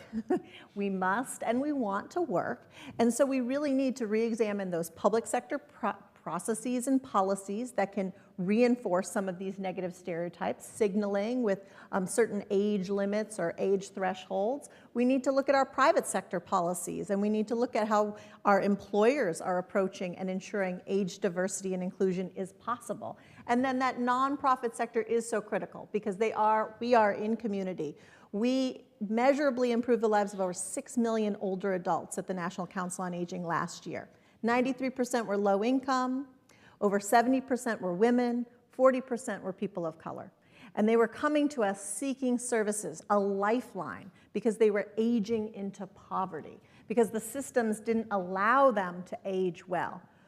As we're pulling people out of the river drowning in old age of poverty, we need to look up that river, see that there's a bridge and there's a huge hole in it. People are falling into the river every day. Soon enough, there'll be too many for us to rescue, and we don't want anyone to drown. So we need to look at the systems at play and look at the public and private sector systems that were in many instances created in the 50s, built on an assumption around household composition, one breadwinner, one caregiver. Life expectancy wasn't what it was today. We need to revisit all of that and modernize those social insurance programs, those employer practices, and the employee expectations. We all need to think a little bit differently about our own trajectory for work and invest in those lifelong skills that will ensure our resilience ultimately. You know, we've heard a lot of conversation, you know, David, about progressive policies. What about common sense policies? Is it one and the same? Is there a difference? And as the world begins to become even more diverse racially, as far as older workers and, of course, gender, how do we fix this issue in the workplace? Number one, I think the most important perspective in what you just asked is the word balance. I think we've lost that, certainly in terms of what's going on politically, that the word doesn't come to mind at all. But to the extent that in this area and the topic that we're talking about, if we can keep that in mind, I think that's very important. And let me give one example. One of the ways that I think that we have been able to help a lot of Asian older workers in corporations is that we've reached out to corporate ERGs. ERG stands for Employee Resource Groups. And they're often comprised of people of all ages, but to educate them on watching out for each other. Let's say that there is an older worker of Asian descent, and this goes the same with Black and African American ERGs and Latino ERGs, that the education process of getting them aware to kind of stand up actually for their fellow employee against the corporation or the HR department that may not understand or see what's going on. I think that's very important, is that you have people advocating from within amongst themselves. That's number one. Number two, we are actually standing up a sister organization that will be a membership-based organization. So this will be comprised of older Asian Americans and their families. Getting them to get together, and Alex, to your point, the difference between lobbying and advocacy, that's why we're standing up this 501c4, is that they can be more involved in stronger advocacy and maybe even to a point lobbying versus our 501c3, which by law we're limited in doing that. But it's important that we as Asians have a voice, and we're learning definitely from the experiences of the Black community of the importance of having that political voice, talking to the people who make a difference up on the Hill, in the various state capitals, at City Hall, to make them aware of these issues, these older aging issues, not only employment, but in general, and also that they affect the Asian population as well. So to your point, I think that the voice and being proactive both internally and externally are really significant activities that need to be really promoted going forward. I'm a little low on time, but I did want everyone to have an opportunity to share some final thoughts. You know, Alex, when it comes to solutions, share your final thoughts with us. Yeah, I mean, this is about age, race, and gender in the workplace, and I think we've gotten to this place where there are such stark disparities that we learned about in the insights provided this morning on the initial panel through very explicit discriminatory policy that things like the ADEA and the Civil Rights Act have yet to rectify. Therefore, you know, I firmly believe in race-explicit policy or gender-explicit policy that, or even age-explicit policy that does or works to undo a lot of the very explicit harms imposed on these particular communities of workers. People who may not know, like the Joint Center doesn't sound like it belongs up here, but you know, we're otherwise known as America's Black Think Tank. So we're particularly concerned with the way that the laws in this country have been structured in a way to disadvantage workers of color, but in particularly Black workers. So therefore, we really push for things that acknowledge the history of discrimination and racism and white supremacy in our policy solutions. So I really appreciated earlier today Jane Oates at WorkingNation. She actually recommended that we hold entities or institutions accountable for promoting discrimination or have a routine habit of being reported to the EEOC for age discrimination or for racial discrimination. And maybe as a workforce development agency, maybe you don't develop an employer partnership with that employer if you know you're going to routinely place job seekers in a harmful environment. We can structure our laws, particularly in the workforce space, to prevent that from happening. And that's actually something that we've been working with Chairman Scott's committee on to implement or to include in the Workforce Innovation Opportunity Act. That's just one example. We need some explicit policy. And then secondly, I know I'm rambling a little bit, but in terms of data, I wanted to just build on we don't do enough to disaggregate data by race and ethnicity, let alone by age. Gender, we do a pretty decent job. But whenever we look at evaluations of workforce opportunities or training programs, the vast majority of them do not look at demographic information like race, ethnicity, and that is a problem. That is reproducing economic disadvantage in the workforce that we need to address. And again, through federal policy, but also at the provider level, some of that can be fixed. So it wasn't short, but No, that's fine. I wanted to give you an opportunity. Ramsey, please. There's plenty of work to be done, Yeah. so I don't disagree. And everyone should have the right to age well with health and economic security. Last week, we saw the poverty numbers released, and it was staggering. The only cohort to see a decline or an increase, in poverty were older adults. And I think that's the warning bell. That's the warning bell, because we increasingly have people aging without the pension, without the retiree health. So if in this last year we saw an increase in older adult poverty, that's only going to continue to increase if we're not shoring up the public policies and the private sector practices to ensure everyone has the financial security they desire. And that means taking a fresh look at our ability to continue to work. So I think we've got a moment. We've got the Protecting Older Workers Against Discrimination Act in play. We've got the Protecting Older Job Applicants in play. And then we've got the Supporting Older Workers Act in play. Supporting Older Workers Act, which our team worked intimately on, would create a Bureau of Older Workers within federal government, just like the Bureau of Women's Affairs, that could look holistically across all the programs, Social Security Administration, the Center for Medicare and Medicaid Services, as well as Department of Labor, and think holistically about the systems in play and how they could be better strengthened to ensure all can work as long as they want and need to, and ultimately age well with that economic and health security they desire. So I think we need to maximize this moment with the pandemic, with aging in the headlines like never before. For unfortunate reasons, yes, but it has all of us recognizing our longevity and the fact that it could be a gift if we have the resources to ensure that's the case. It sounds like common sense, not just progressive. Right. That's right. David, I'll let you have the last word. Well, thank you. We're well aware that the demographics of our country are changing rapidly. And this also means that the owners and the employers of the future are going to look more like the demographics of America. What we are trying to do is to make sure that any Asian-owned business doesn't repeat the sins of the past. And to the extent that we are able to begin educating, making them aware of all of these issues, to help them become better employers, more sensitive employers, and to understand the value of older workers is one of the key things that we are going to be doing, so that when we look across America and realize that a lot of the new businesses, the large businesses that are making a difference in this country, are going to be employing the type of practices that all of us now are fighting and identifying the challenges of today. Thank you, David Kim, Dr. Alex Carmardell, and of course, Ramsey Alwyn. Thank you all so much for participating. I really appreciate it.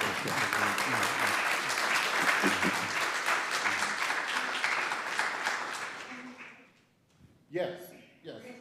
Yeah, we are going to take a little break. Just thank you all.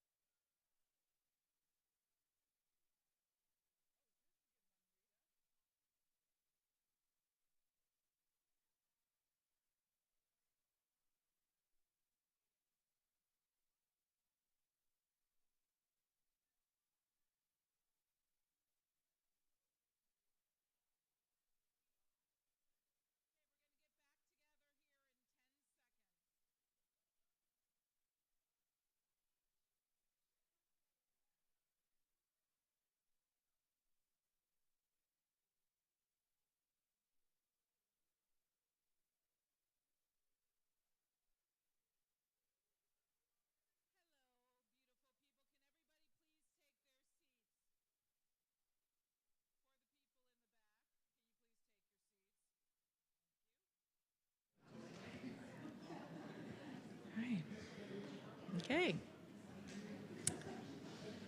All right, thank you. For the last 60 years, the Center for Workforce Inclusion has worked with older, low-income job seekers overlooked by traditional workforce programs. During this time, we have had the privilege to partner with passionate advocates for the older adults in our country. Today, I'm thrilled to recognize one of those advocates. Paul Irving is currently a senior fellow at the Milken Institute and a distinguished scholar in residence at the University of Southern California. Paul's tireless efforts advancing healthy, productive, and purposeful aging have elevated our national conversation and led to systemic change in our country. Paul founded the Milken Institute Center for the Future of Aging, a first-of-its-kind nonpartisan think tank to elevate awareness, advance solutions, and catalyze action to promote healthy longevity and financial wellness. He has long been a driving force in advancing age-friendly federal and state policies, including serving on the Bipartisan Policy Center Senior Health and Housing Task Force and participating in the 2015 White House Conference on Aging Promotion, Age Inclusion. He is a Wall Street Journal expert panelist and a contributor to the Harvard Business Review, PBS Next Avenue, Forbes, and others. PBS Next Avenue named Irving an influencer for his work, and he was recognized with the Janet L. Witkin Humanitarian Award by Affordable Living for the Aging, the Life Journey Inspiration Award by Stanford's Distinguished Careers Institute, and the Board of Governors Award by Loyola Law School, Los Angeles. I am pleased and honored on the behalf of the Center for Workforce Inclusion, the Center for Workforce Inclusion Labs, to award Paul Irving with the Center for Workforce Inclusion 2022 Lifetime Achievement Award.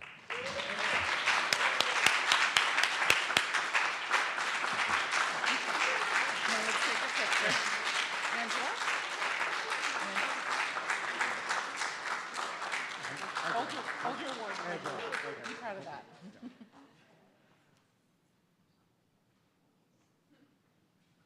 That's it? One shot? Okay. That was it? Wow, we're good. We're done? Excuse me. Okay, a few words. I made notes because for those who know me, I hate this kind of stuff, but I'm doing it anyway. So, I want to thank Gary and his colleagues at the center, but I'm the wrong honoree. I had the benefit of growing up with this race and this gender in the wake of the Second World War and having access to good public schools and universities and colleges and graduate schools and the social capital that provided opportunities that many others miss. The Real Lifetime Achievement Award should go to those who we finally recognized as essential during the pandemic. The workers who overcame hardship to deliver our food, fix our streets, fulfill our orders, and care for our loved ones. They're the lifetime achievers. You know, older adults are our only growing natural resource. The majority want and need to work in jobs of purpose and dignity. And with historically low birth rates, employers will face increasing workforce shortages in the years to come. And that disconnect makes absolutely no sense. So overcoming it is critical to America's future, to our economy, and to the welfare of all of us. So it falls to all of us to fight ageism, to shift policies and procedures, to change hearts and minds. And so I want to call on every one of you and those who are listening to support the work of CWI and the public and private institutions doing the right thing. And I know that in our next panel, we're going to be talking about solutions. And my recommendation is this: let's send a very clear message to the public and private institutions that are doing the right thing.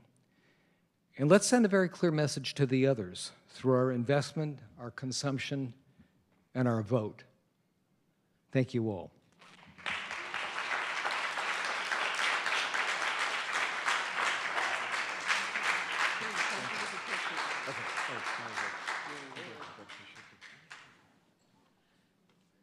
Thanks, Paul. And now I'd like to call up the next panel, and this is how we're continuing our conversation on reimagining DEI. So Ruth, Paul, and Ramona, if you can please come up. Thank you. Oh, sorry. And Maria. Or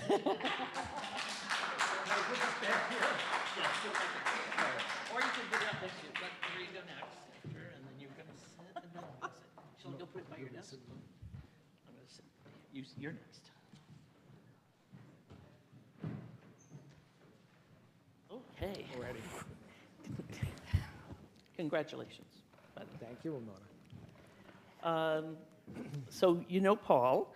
Down at the end is Ruth Finkelstein of, I always get this wrong, Executive Director of the Brookdale Center for Healthy Aging at Hunter College.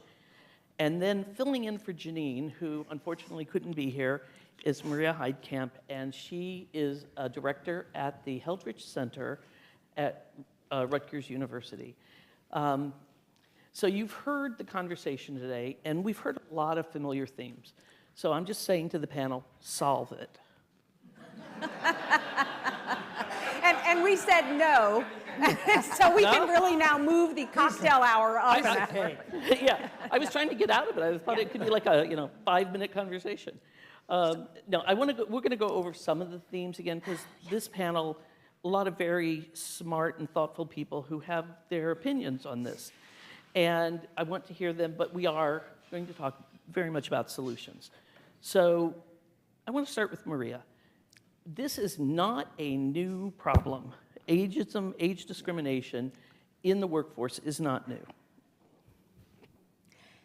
The Age Discrimination in Employment Act celebrated a 50th anniversary a few years ago, right? So this is not a new problem. Age discrimination is real and rampant. Of course, everybody here knows that.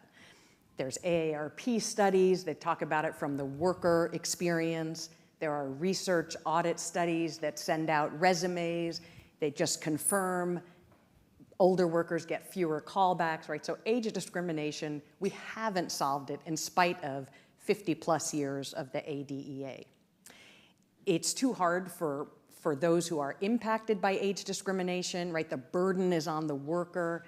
It is just, it's not enforced in a way that makes it meaningful. So I think, one thing we have to do is figure out how to greatly strengthen the ADEA. We also need to realize that age discrimination is rampant when it comes to automated hiring systems. We need to figure out how to have those algorithms not bypass older workers. We know there's evidence that if you have a gap in your resume, you often don't even get to the table. So it's not a question of whether you get an interview. You don't even get to home. Well, but I don't know the sports metaphor. You don't get up to bat, I guess is what I'm trying to say, right? It's just, we know that if you've got a gap, that's a problem. And who has gaps? It's older workers who may be long-term unemployed. They might have a long stretch of being out of work while they're job searching, or women or others who are caregivers, right? So we've got to figure out how to address those gaps. And I just quickly want to also throw in the Bureau of Labor Statistics defines prime age workers as up to age 54. And we were talking about this earlier.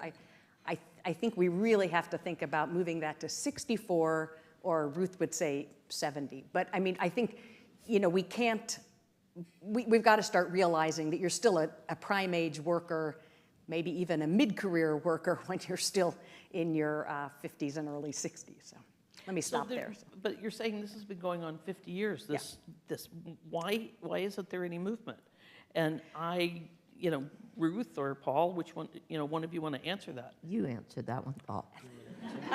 because you're the award winner, right? This is going to be, by the way, a free-for-all. And then everybody's. Yeah, you guys know a lot. So Ruth probably passed me that ball since I'm the oldest one on stage. So look, I think it's a product of two things. It's this deeply embedded infection of ageism that's a paradox, because it's the one thing we all have in common, unlike race or gender or political view or sexuality or anything else. It's the thing that we have in common if we're lucky, and it is both external and very much internal. Ramona, last night we were talking about women in hair dye, and we were talking about plastic surgeons and various other things. And what we know is that every one of us has got to confront the reality of our own ageism. It's hard. I'm 70. I'm proud of it, and it took me some time to recognize that this hairline and this chin didn't make me a less valuable person. I used to play basketball, despite the fact that I'm not a very tall guy. I was a good ball handler. Not such a good ball handler anymore, but probably a lot better at multi-sectoral problem solving and crystallized intelligence. For those of you who have studied a little bit of psychology and understand the opportunity to employ more complex problem-solving processes that come with age and wisdom and experience. So somebody talked about seasoned workers earlier, and I think that's an important recognition. But we have a long way to go. Media plays a role. Madison Avenue plays a role. Things are beginning to change. That's the good news, and the bad news is they're changing much too slowly. And we each play a role. Paul just came out about his age. I'm 68, and for the last several years, whenever I'm in a room full of aging biz folk, I say, let's all come out about our age. And it's amazing how quiet the room suddenly becomes. But this is actually serious business. It's not just a joke.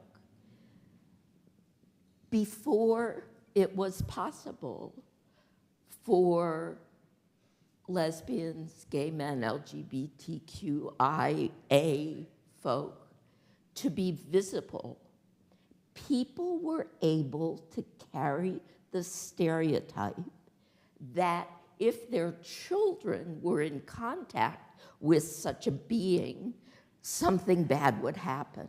And then lo and behold, when people came out, people discovered that they had had numerous teachers over the years who in fact were members of those groups. We do our fellow older workers a disservice when we pretend we're not fierce and competent and successful and energetic while old. So,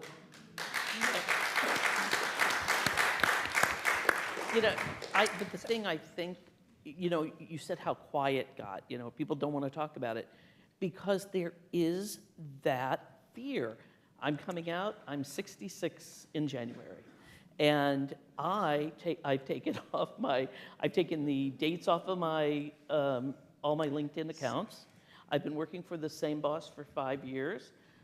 I think I'm going to still be working for him for another 5. It's a good gig.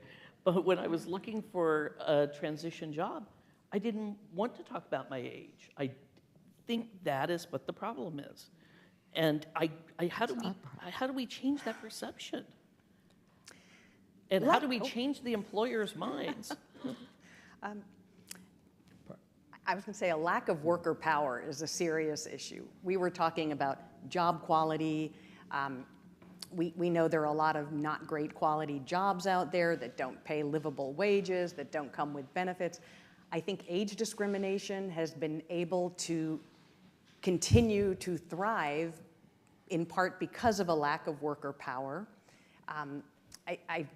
I don't think unions are the answer to everything, but I really do think that if we had a little more balance, it would be harder for employers to discriminate in terms of hiring and retaining workers.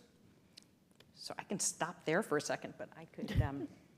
What I will say is that the Heldrick Center, we're a university-based research organization, and I've done a lot of work on older and dislocated workers over the years. We also ran a program from 2015 until this past July to provide assistance to older, which we defined as 45, long-term unemployed New Jersey job seekers.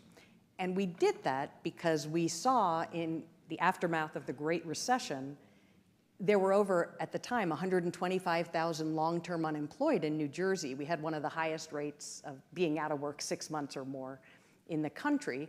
And the public workforce system is under-resourced. It's really not in a position to provide the kinds of assistance that older long-term unemployed job seekers need.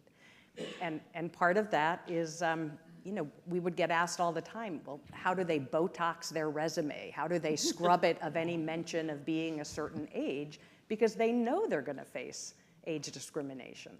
And we had, of 6,000 plus job seekers, 3/4 of them had either a 4-year college degree or a graduate degree. So we had people with MBAs who couldn't get new jobs even when the pre-COVID labor market was really tight. So, I don't think the business case alone is gonna cut it.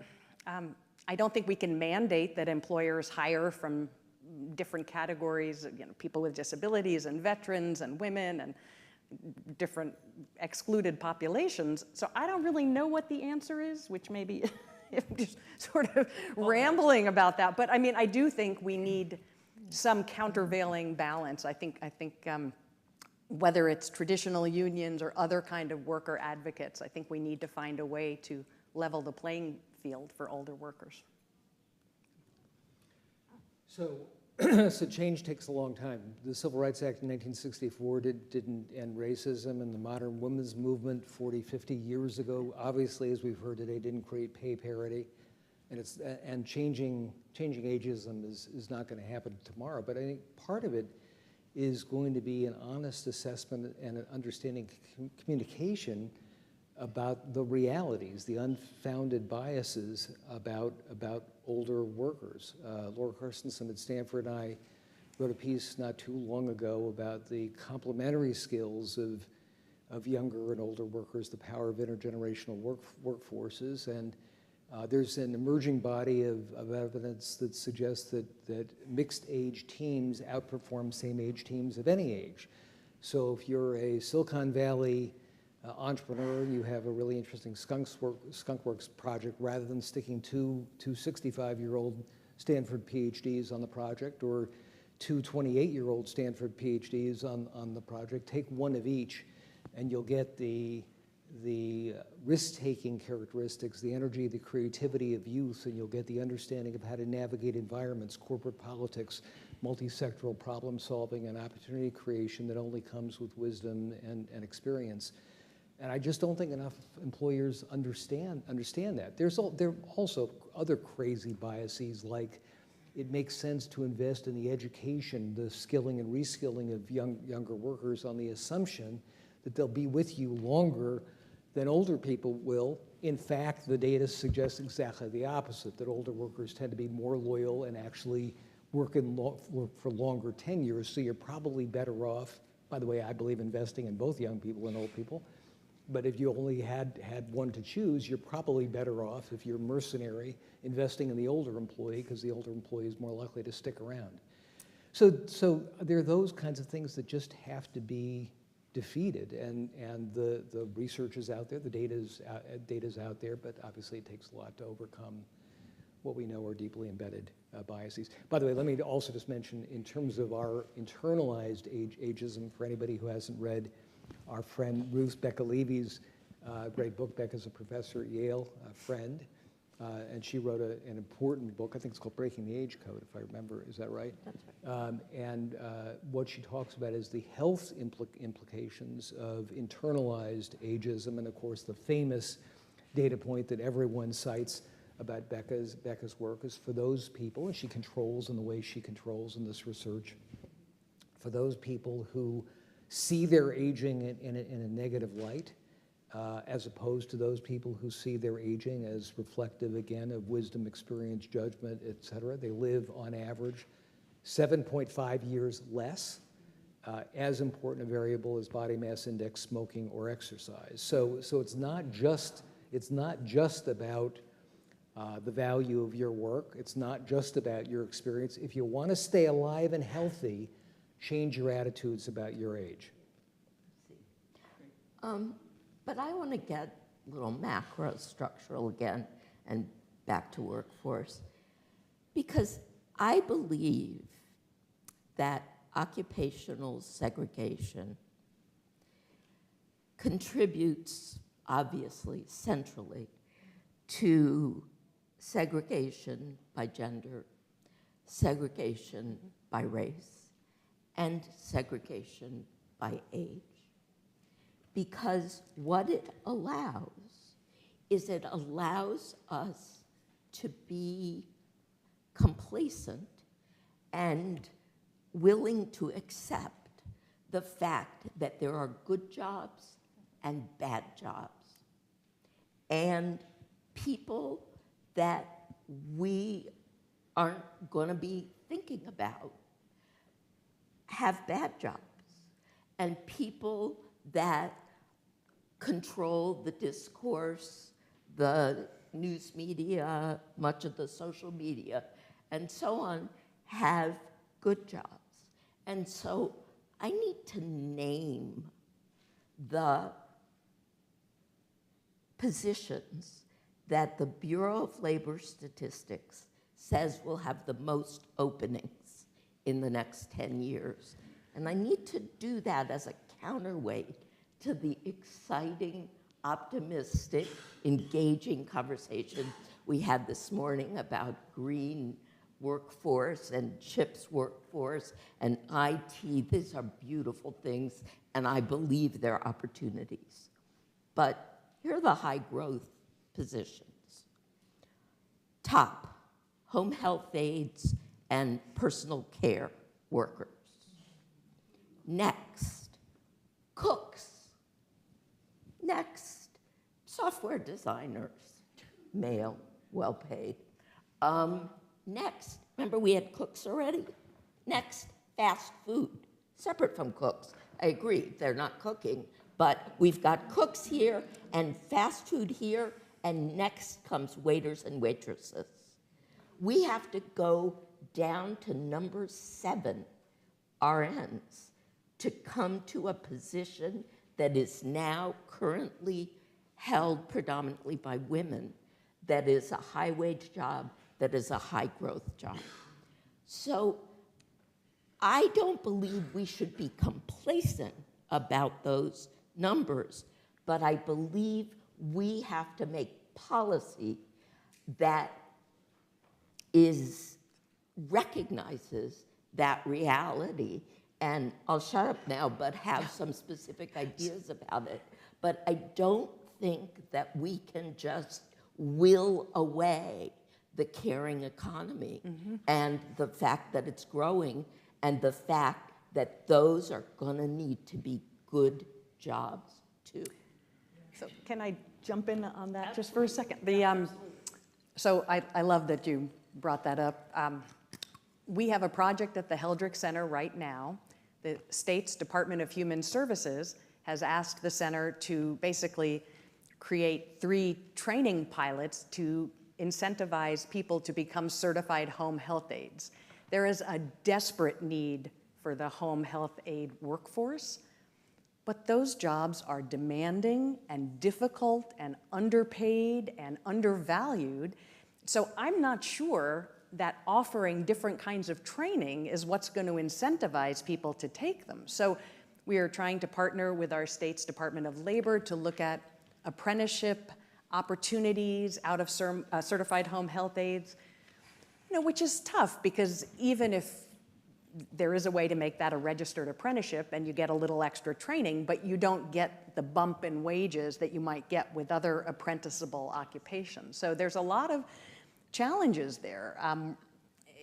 I don't have the answer, and maybe our award winner will have the figure, we'll know how to solve that. But I mean, the fact is we have to address that those are urgently needed jobs. Absolutely. And we've got to improve the quality and the stature. Those people should feel valued, not, undervalued. Right. So, okay.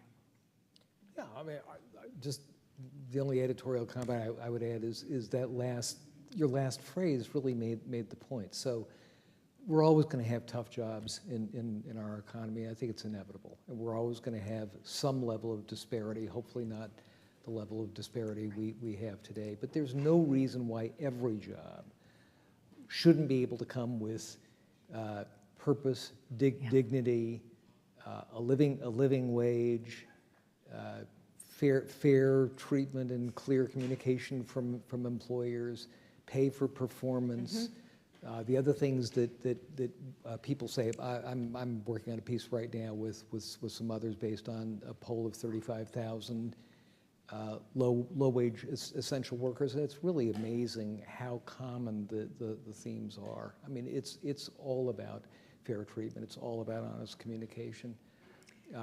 So the truth of the matter is that everyone in our society deserves to live a life of dignity. This is, I think, a particular challenge in the United States right now.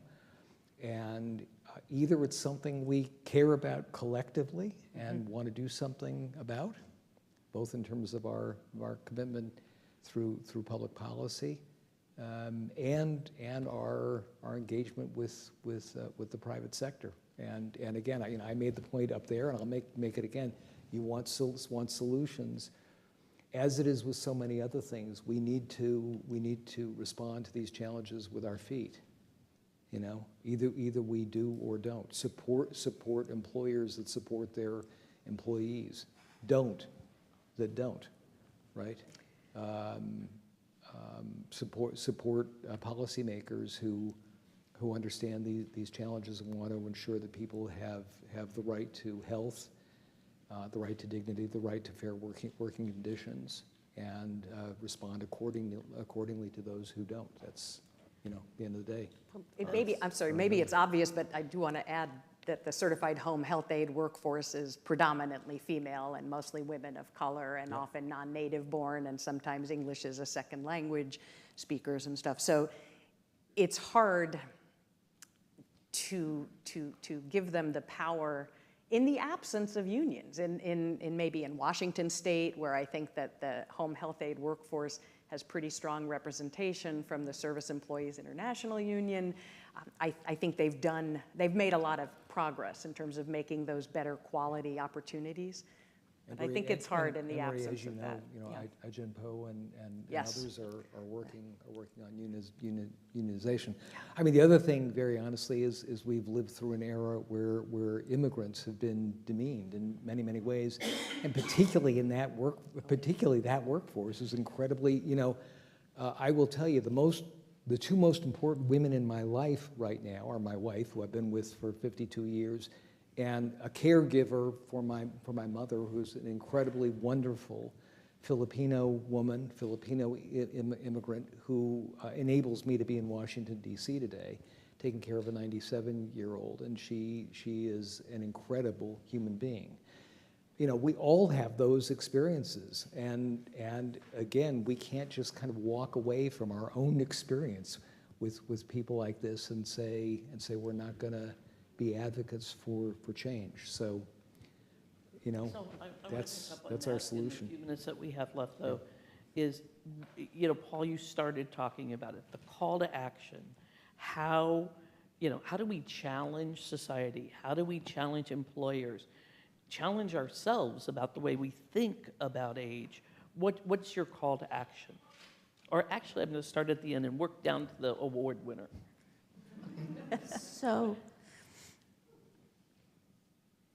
I know these guys, and I knew that people were going to want solutions. So I've been trying to think about this a lot and combined research that I've read that others have done about the workforce during COVID with research I did about a group of employers called age-smart employers over the last 10 years or so, who had policies and practices that made work for workers of all ages. And synthesizing those results, come up with this thing that is kind of worker-centered employment, which synthesizes the values of respect and inclusion, autonomy, flexibility, environments of teaching and learning with good jobs, with good pay, good benefits, and protected by the Fair Labor Standards Act and so forth. And what I realized was, again, there's a whole category of jobs that we do not hold to those standards. We think about those things in terms of knowledge sector jobs. We do not think about those things in terms of all jobs. And what would happen if we actually recruited for a home health aide using the whole range of armamentarium that we use to recruit for a software engineer? What if we met her and we said, so what hours are good for you to work? And what are hours that you can't work because of other responsibilities in your life? Okay, those are your work hours. What if we said, oh, now you have your grandchildren because of an event in your family, so now you need to dial down your work. You're still a worker here. You retain your standing. You work as many shifts as you can and dial back up. I can go through all of those with a million examples, but I won't. But when you put the proposition out, it just feels ridiculous. Like, we just don't do that for those kinds of workers. Why don't we? They are the workers we will need the most of in the next decade. If we take ourselves seriously about that, we're going to have to flip the script. Okay, so piggybacking on what Ruth is saying, worker-centric, I think that comes back to stronger worker voice. I'm fascinated by what's going on in California right now with the sort of beginning stages of sectoral bargaining for fast food workers, right? That may really change the dynamic for those workers. And, you know, there have been things like the Fight for 15 that have gone a long way toward making jobs better jobs. But I mean, I think that's, you know, that's going to be critical. I don't want to get too far off topic, but I think we also need to look at our public workforce system investments in general. I think tweaking the workforce investment opportunities, you know, WIOA or tweaking of CSEP is not going to cut it. And I know we don't have time, so I'm just going to have to leave it at that. But I think we need to think about a clean slate there and not just tweaking legislation that doesn't work enough. So you're saying that the workforce development system is broken. Fix it. That's the call to action. And that is not a criticism of the people who, you know, worked through COVID, who work to help job seekers, who deal with their own family stresses and everything else going on and still are there to serve the public. So this is not, I am not making disparaging comments about the workers of the public workforce system. It's the institutional structure. I think that the way the workforce boards are set up doesn't work, the way we fund the system doesn't work, the way we measure outcomes, to the extent that we measure outcomes, it's not working. So I guess that backs me into the corner of saying, yeah, I think the public workforce system is broken and that we do need to think about revamping that. Paul? So this may be heresy saying this in Washington, D.C., but I think policy is relatively broken. The Older Workers Protection Act is toothless and relatively ineffective, sadly, and I think that the likelihood of significantly stronger legislation is probably reasonably remote. As much as you know, Maria, I'd like to see it as much as anyone else, but I'm also a realist. So I think a lot of this, you know, it's interesting if we think about the last couple of years, the tragedies we've had, and the response to George Floyd, right? So this horrible event, which led to an increasing awareness and sensitivity to DEI, which was a private sector initiative, didn't come as a result of policy change. We've had the same dysfunction on the Hill, that hasn't changed. So It's not perfect. It's got a long way to go. Maybe it won't work, but a bunch of employers woke up and said, we better start listening to our employees of color, our customers and consumers and clients of color, and we better start shifting the way we do business. So I tend to, maybe it's because I'm a West Coast guy, 3,000 miles away from everything here. I worked on the Hill when I was a very young person. Glad I got out. Speaking of heresy, glad I got out. So I tend to think that what we have to work on is private institutions, is media. I spend a lot of time talking to people in Hollywood, and we are just beginning to see older adults, and frankly to see diverse adults portrayed in honest, human, non-cliched ways, in stories that actually make sense. So whether it's Judi Dench in Best Exotic Marigold Hotel mentoring young kids in an Indian call center, or Grace and Frankie, right, for those of you who were Kaminsky Method or various others, or Hacks, if anybody saw Hacks. You know, you start to see older people in ways that actually reflect the complexities, difficulties, challenges, joys of our lives. You know, people have spoken about this, in a sense, tragically, relating to the Cosby Show, right? Obviously, some bad stuff in the wake of it, but you know, that actually showed a black family living, in a sense, a real life. Now, yes, it was a middle-class black family. But those kinds of things, media portrayals, Madison Avenue, there's a commercial running right now in which a woman says something like, Ramona, you and I talked about it. That was the age. Right. Unlisted. My age is unlisted. Yeah. Mine's unlisted. Well, you know what? List it. Yeah. Look, I think it's calling on all of our own employers, the companies we do business with, the media institutions we interact with. Yes, our policymakers, our elected officials, and the people in administrative roles. But it's going to take an all-of-society effort to change this. And again, it's going to be a long slog, as it has around race and gender, and we have to be ready for that slog, and we have to embrace it, and we can't give up on it. That's why he's the award winner. And He's some our of general. us Yes. have to know when to step back and put our energy to cultivating the next generation of leaders who are people who don't look anything like us. And this is not about, I don't want to work anymore.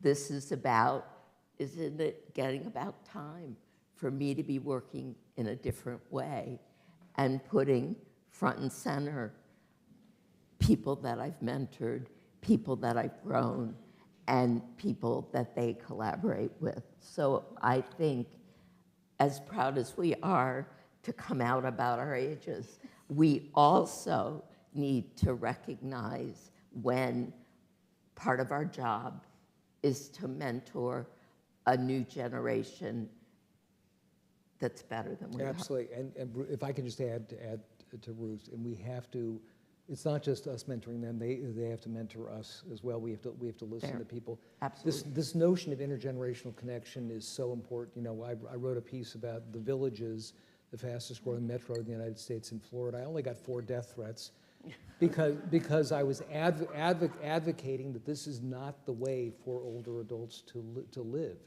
The natural way for us to live is with young people, to work with young people, to engage with young people. And if we hide ourselves behind walls and we simply segregate ourselves to people our own age, how in the world do we expect understanding? So we need to spend time with young people.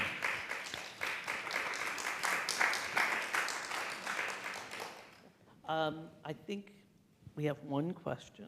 Yeah, I do. I didn't know whether or not I needed the microphone. Yes. No, we can hear you. We're going to hear you. He's pretty. You're like broadcasting. I know. We all had that voice. I know this needed to be recorded for posterity, but and I think Ruth touched on this a little bit. but all day we've been talking about the responsibility of industry and the governments and the powers that be to older workers. The question was for Maria, and if anyone else wants to talk about this, do older workers have a responsibility to those institutions or the organizations they work for? And what is the older workers' call to action?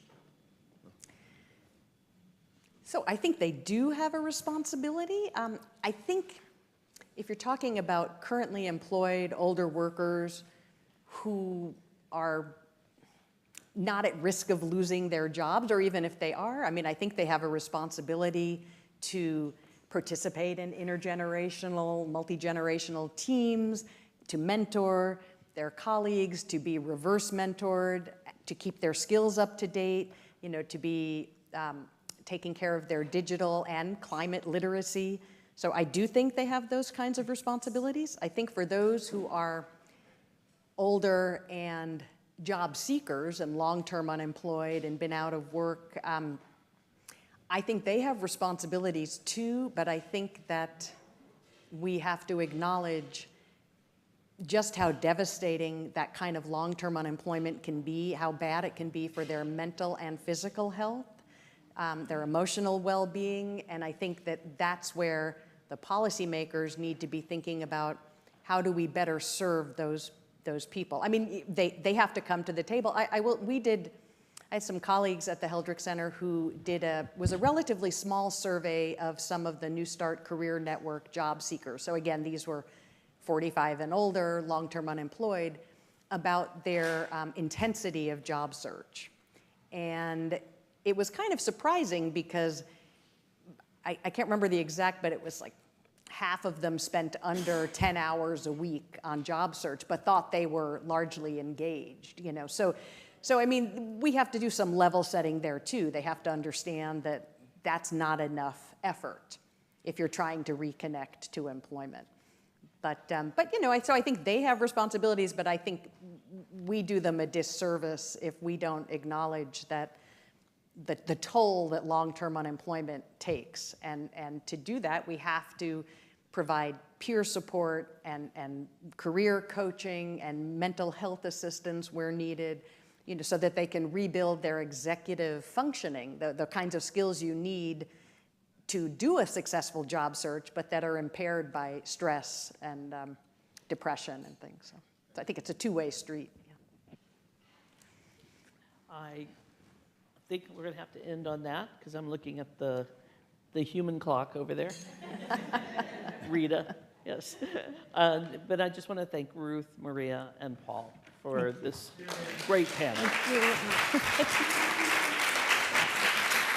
you. They fall off the stage.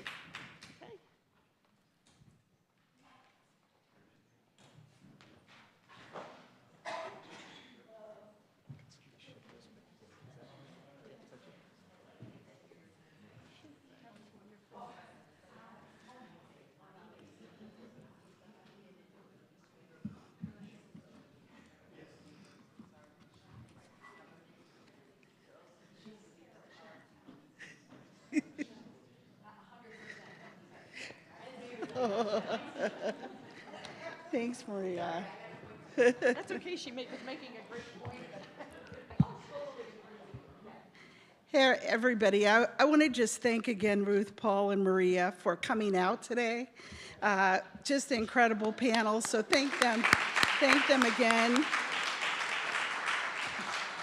They look good, they sound good, they prove age is just a number. So we have a lot to look forward to. I also just want to recognize again all of the incredible speakers today. I mean, I couldn't have imagined that the day would be so fabulous, such incredible knowledge, and I want to just thank all of them. So join me in doing that. Our moderators were amazing. You can give them a round of applause. Howard, where is Harold? Where's Harold Fisher? Is he still here? Okay. Look, look, I don't want to come between anyone and their cocktails, but you can always hear Harold on WHUR 96.3 FM at the Daily Drum. We really appreciate you and love you too. Thank you.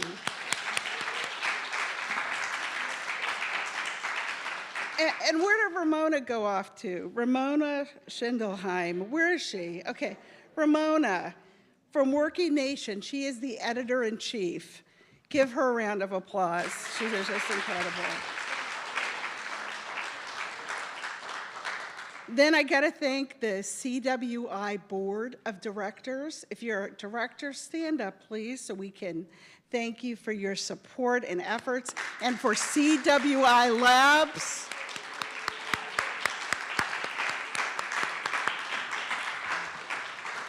All our sponsors, the best sponsors in the world, you really get it.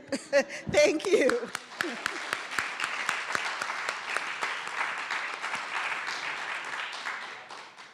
And then the hardest working staff. Please stand. Our CWI staff and labs. And turn around, they're in the background, you can see them. They were just here doing everything, getting everything done to make it a beautiful day. And it was a beautiful day. And before your cocktails, just a couple of things to say, because this was an important event for us as an organization and an important day for this cause. You know, today's events have included so many presentations and discussions on the challenges faced by older and marginalized job seekers, as well as 360-degree solutions that are being brought to the table to address those challenges. As Gary and Julia and other speakers discussed today, older workers, you know, they've really been impacted by a great shedding. And how we react as a nation to the great shedding will determine the fate of our labor force, and of which older workers are a critical and growing segment, and no one can forget that. It's also going to determine the extent to which older workers feel valued, respected, and included. And that's what we're all about. We at the Center for Workforce Inclusion are committed to speaking truth to workforce injustice through education, through the collaboration you saw today, and programming. The center has access to get this over 5,000 job seekers. So if you know a job seeker, send them our way. And those job seekers can fill the voids that many of our corporate partners are facing. And we're here for them. Our friends at AARP found that over 2/3 of people age 45 and over have either seen or personally experienced discrimination, age discrimination in the workplace. One of the key reasons for discrimination and ageism in the workplace is the belief that older people are not digitally savvy as younger people. And I say they're all wrong. Don't you agree?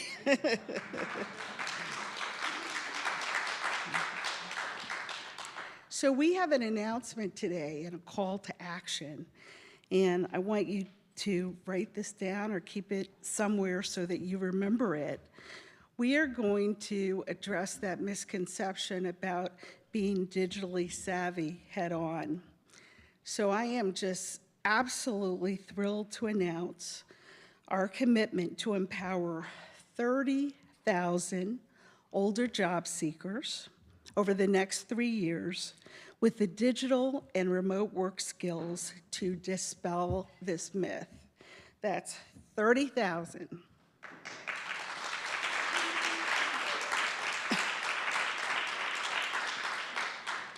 Digital skills are not only required for high-skilled jobs, They're now required across the full span of the labor market, ranging from entry-level call center workers to sophisticated information technology roles. Even amongst low-skilled jobs, 75% of postings are in digital occupations, increasing to 85% of middle-skilled jobs and 83% of high-skilled jobs. That is astounding. The Transamerica Institute found that 41% of people in their 60s wanted to continue working past 65, and 60% of those who retired, I'll put quotes around that, during COVID, stated that they would re-enter the workforce if they could find flexible employment that was a hybrid of working at home and in the office. And while many workforce development programs focus on foundational digital skills, what we're hearing is they often lack the training on the soft and hard skills required to succeed in a hybrid work environment. Through this commitment, CWI and our supporting partners, including the Next 50 initiative, will empower 30,000 job seekers with foundational digital skills, as well as those soft skills that are unique to success in a hybrid and remote workplace. And the results are going to be remarkable. The result, older workers who will obtain and retain employment. Older workers who will move from minimum wage to living wage positions. Up to $3 billion in national economic impact. Think about that, $3 billion with a B. The majority of those who will serve under this initiative will be older women of color who are facing the highest obstacles to reentering the workforce. We invite you not just to be here with us today, but to be with us every day as we partner and create a pipeline of 30,000 upskilled and reskilled older workers who will generate personnel, local, and national economic growth. We can do this together. And I want to thank you for being with us today, and I hope you'll join us for some refreshments. And thanks, special thanks to Gary Officer, again, and the staff of CWI and CWI Labs, and the American Workforce Coalition.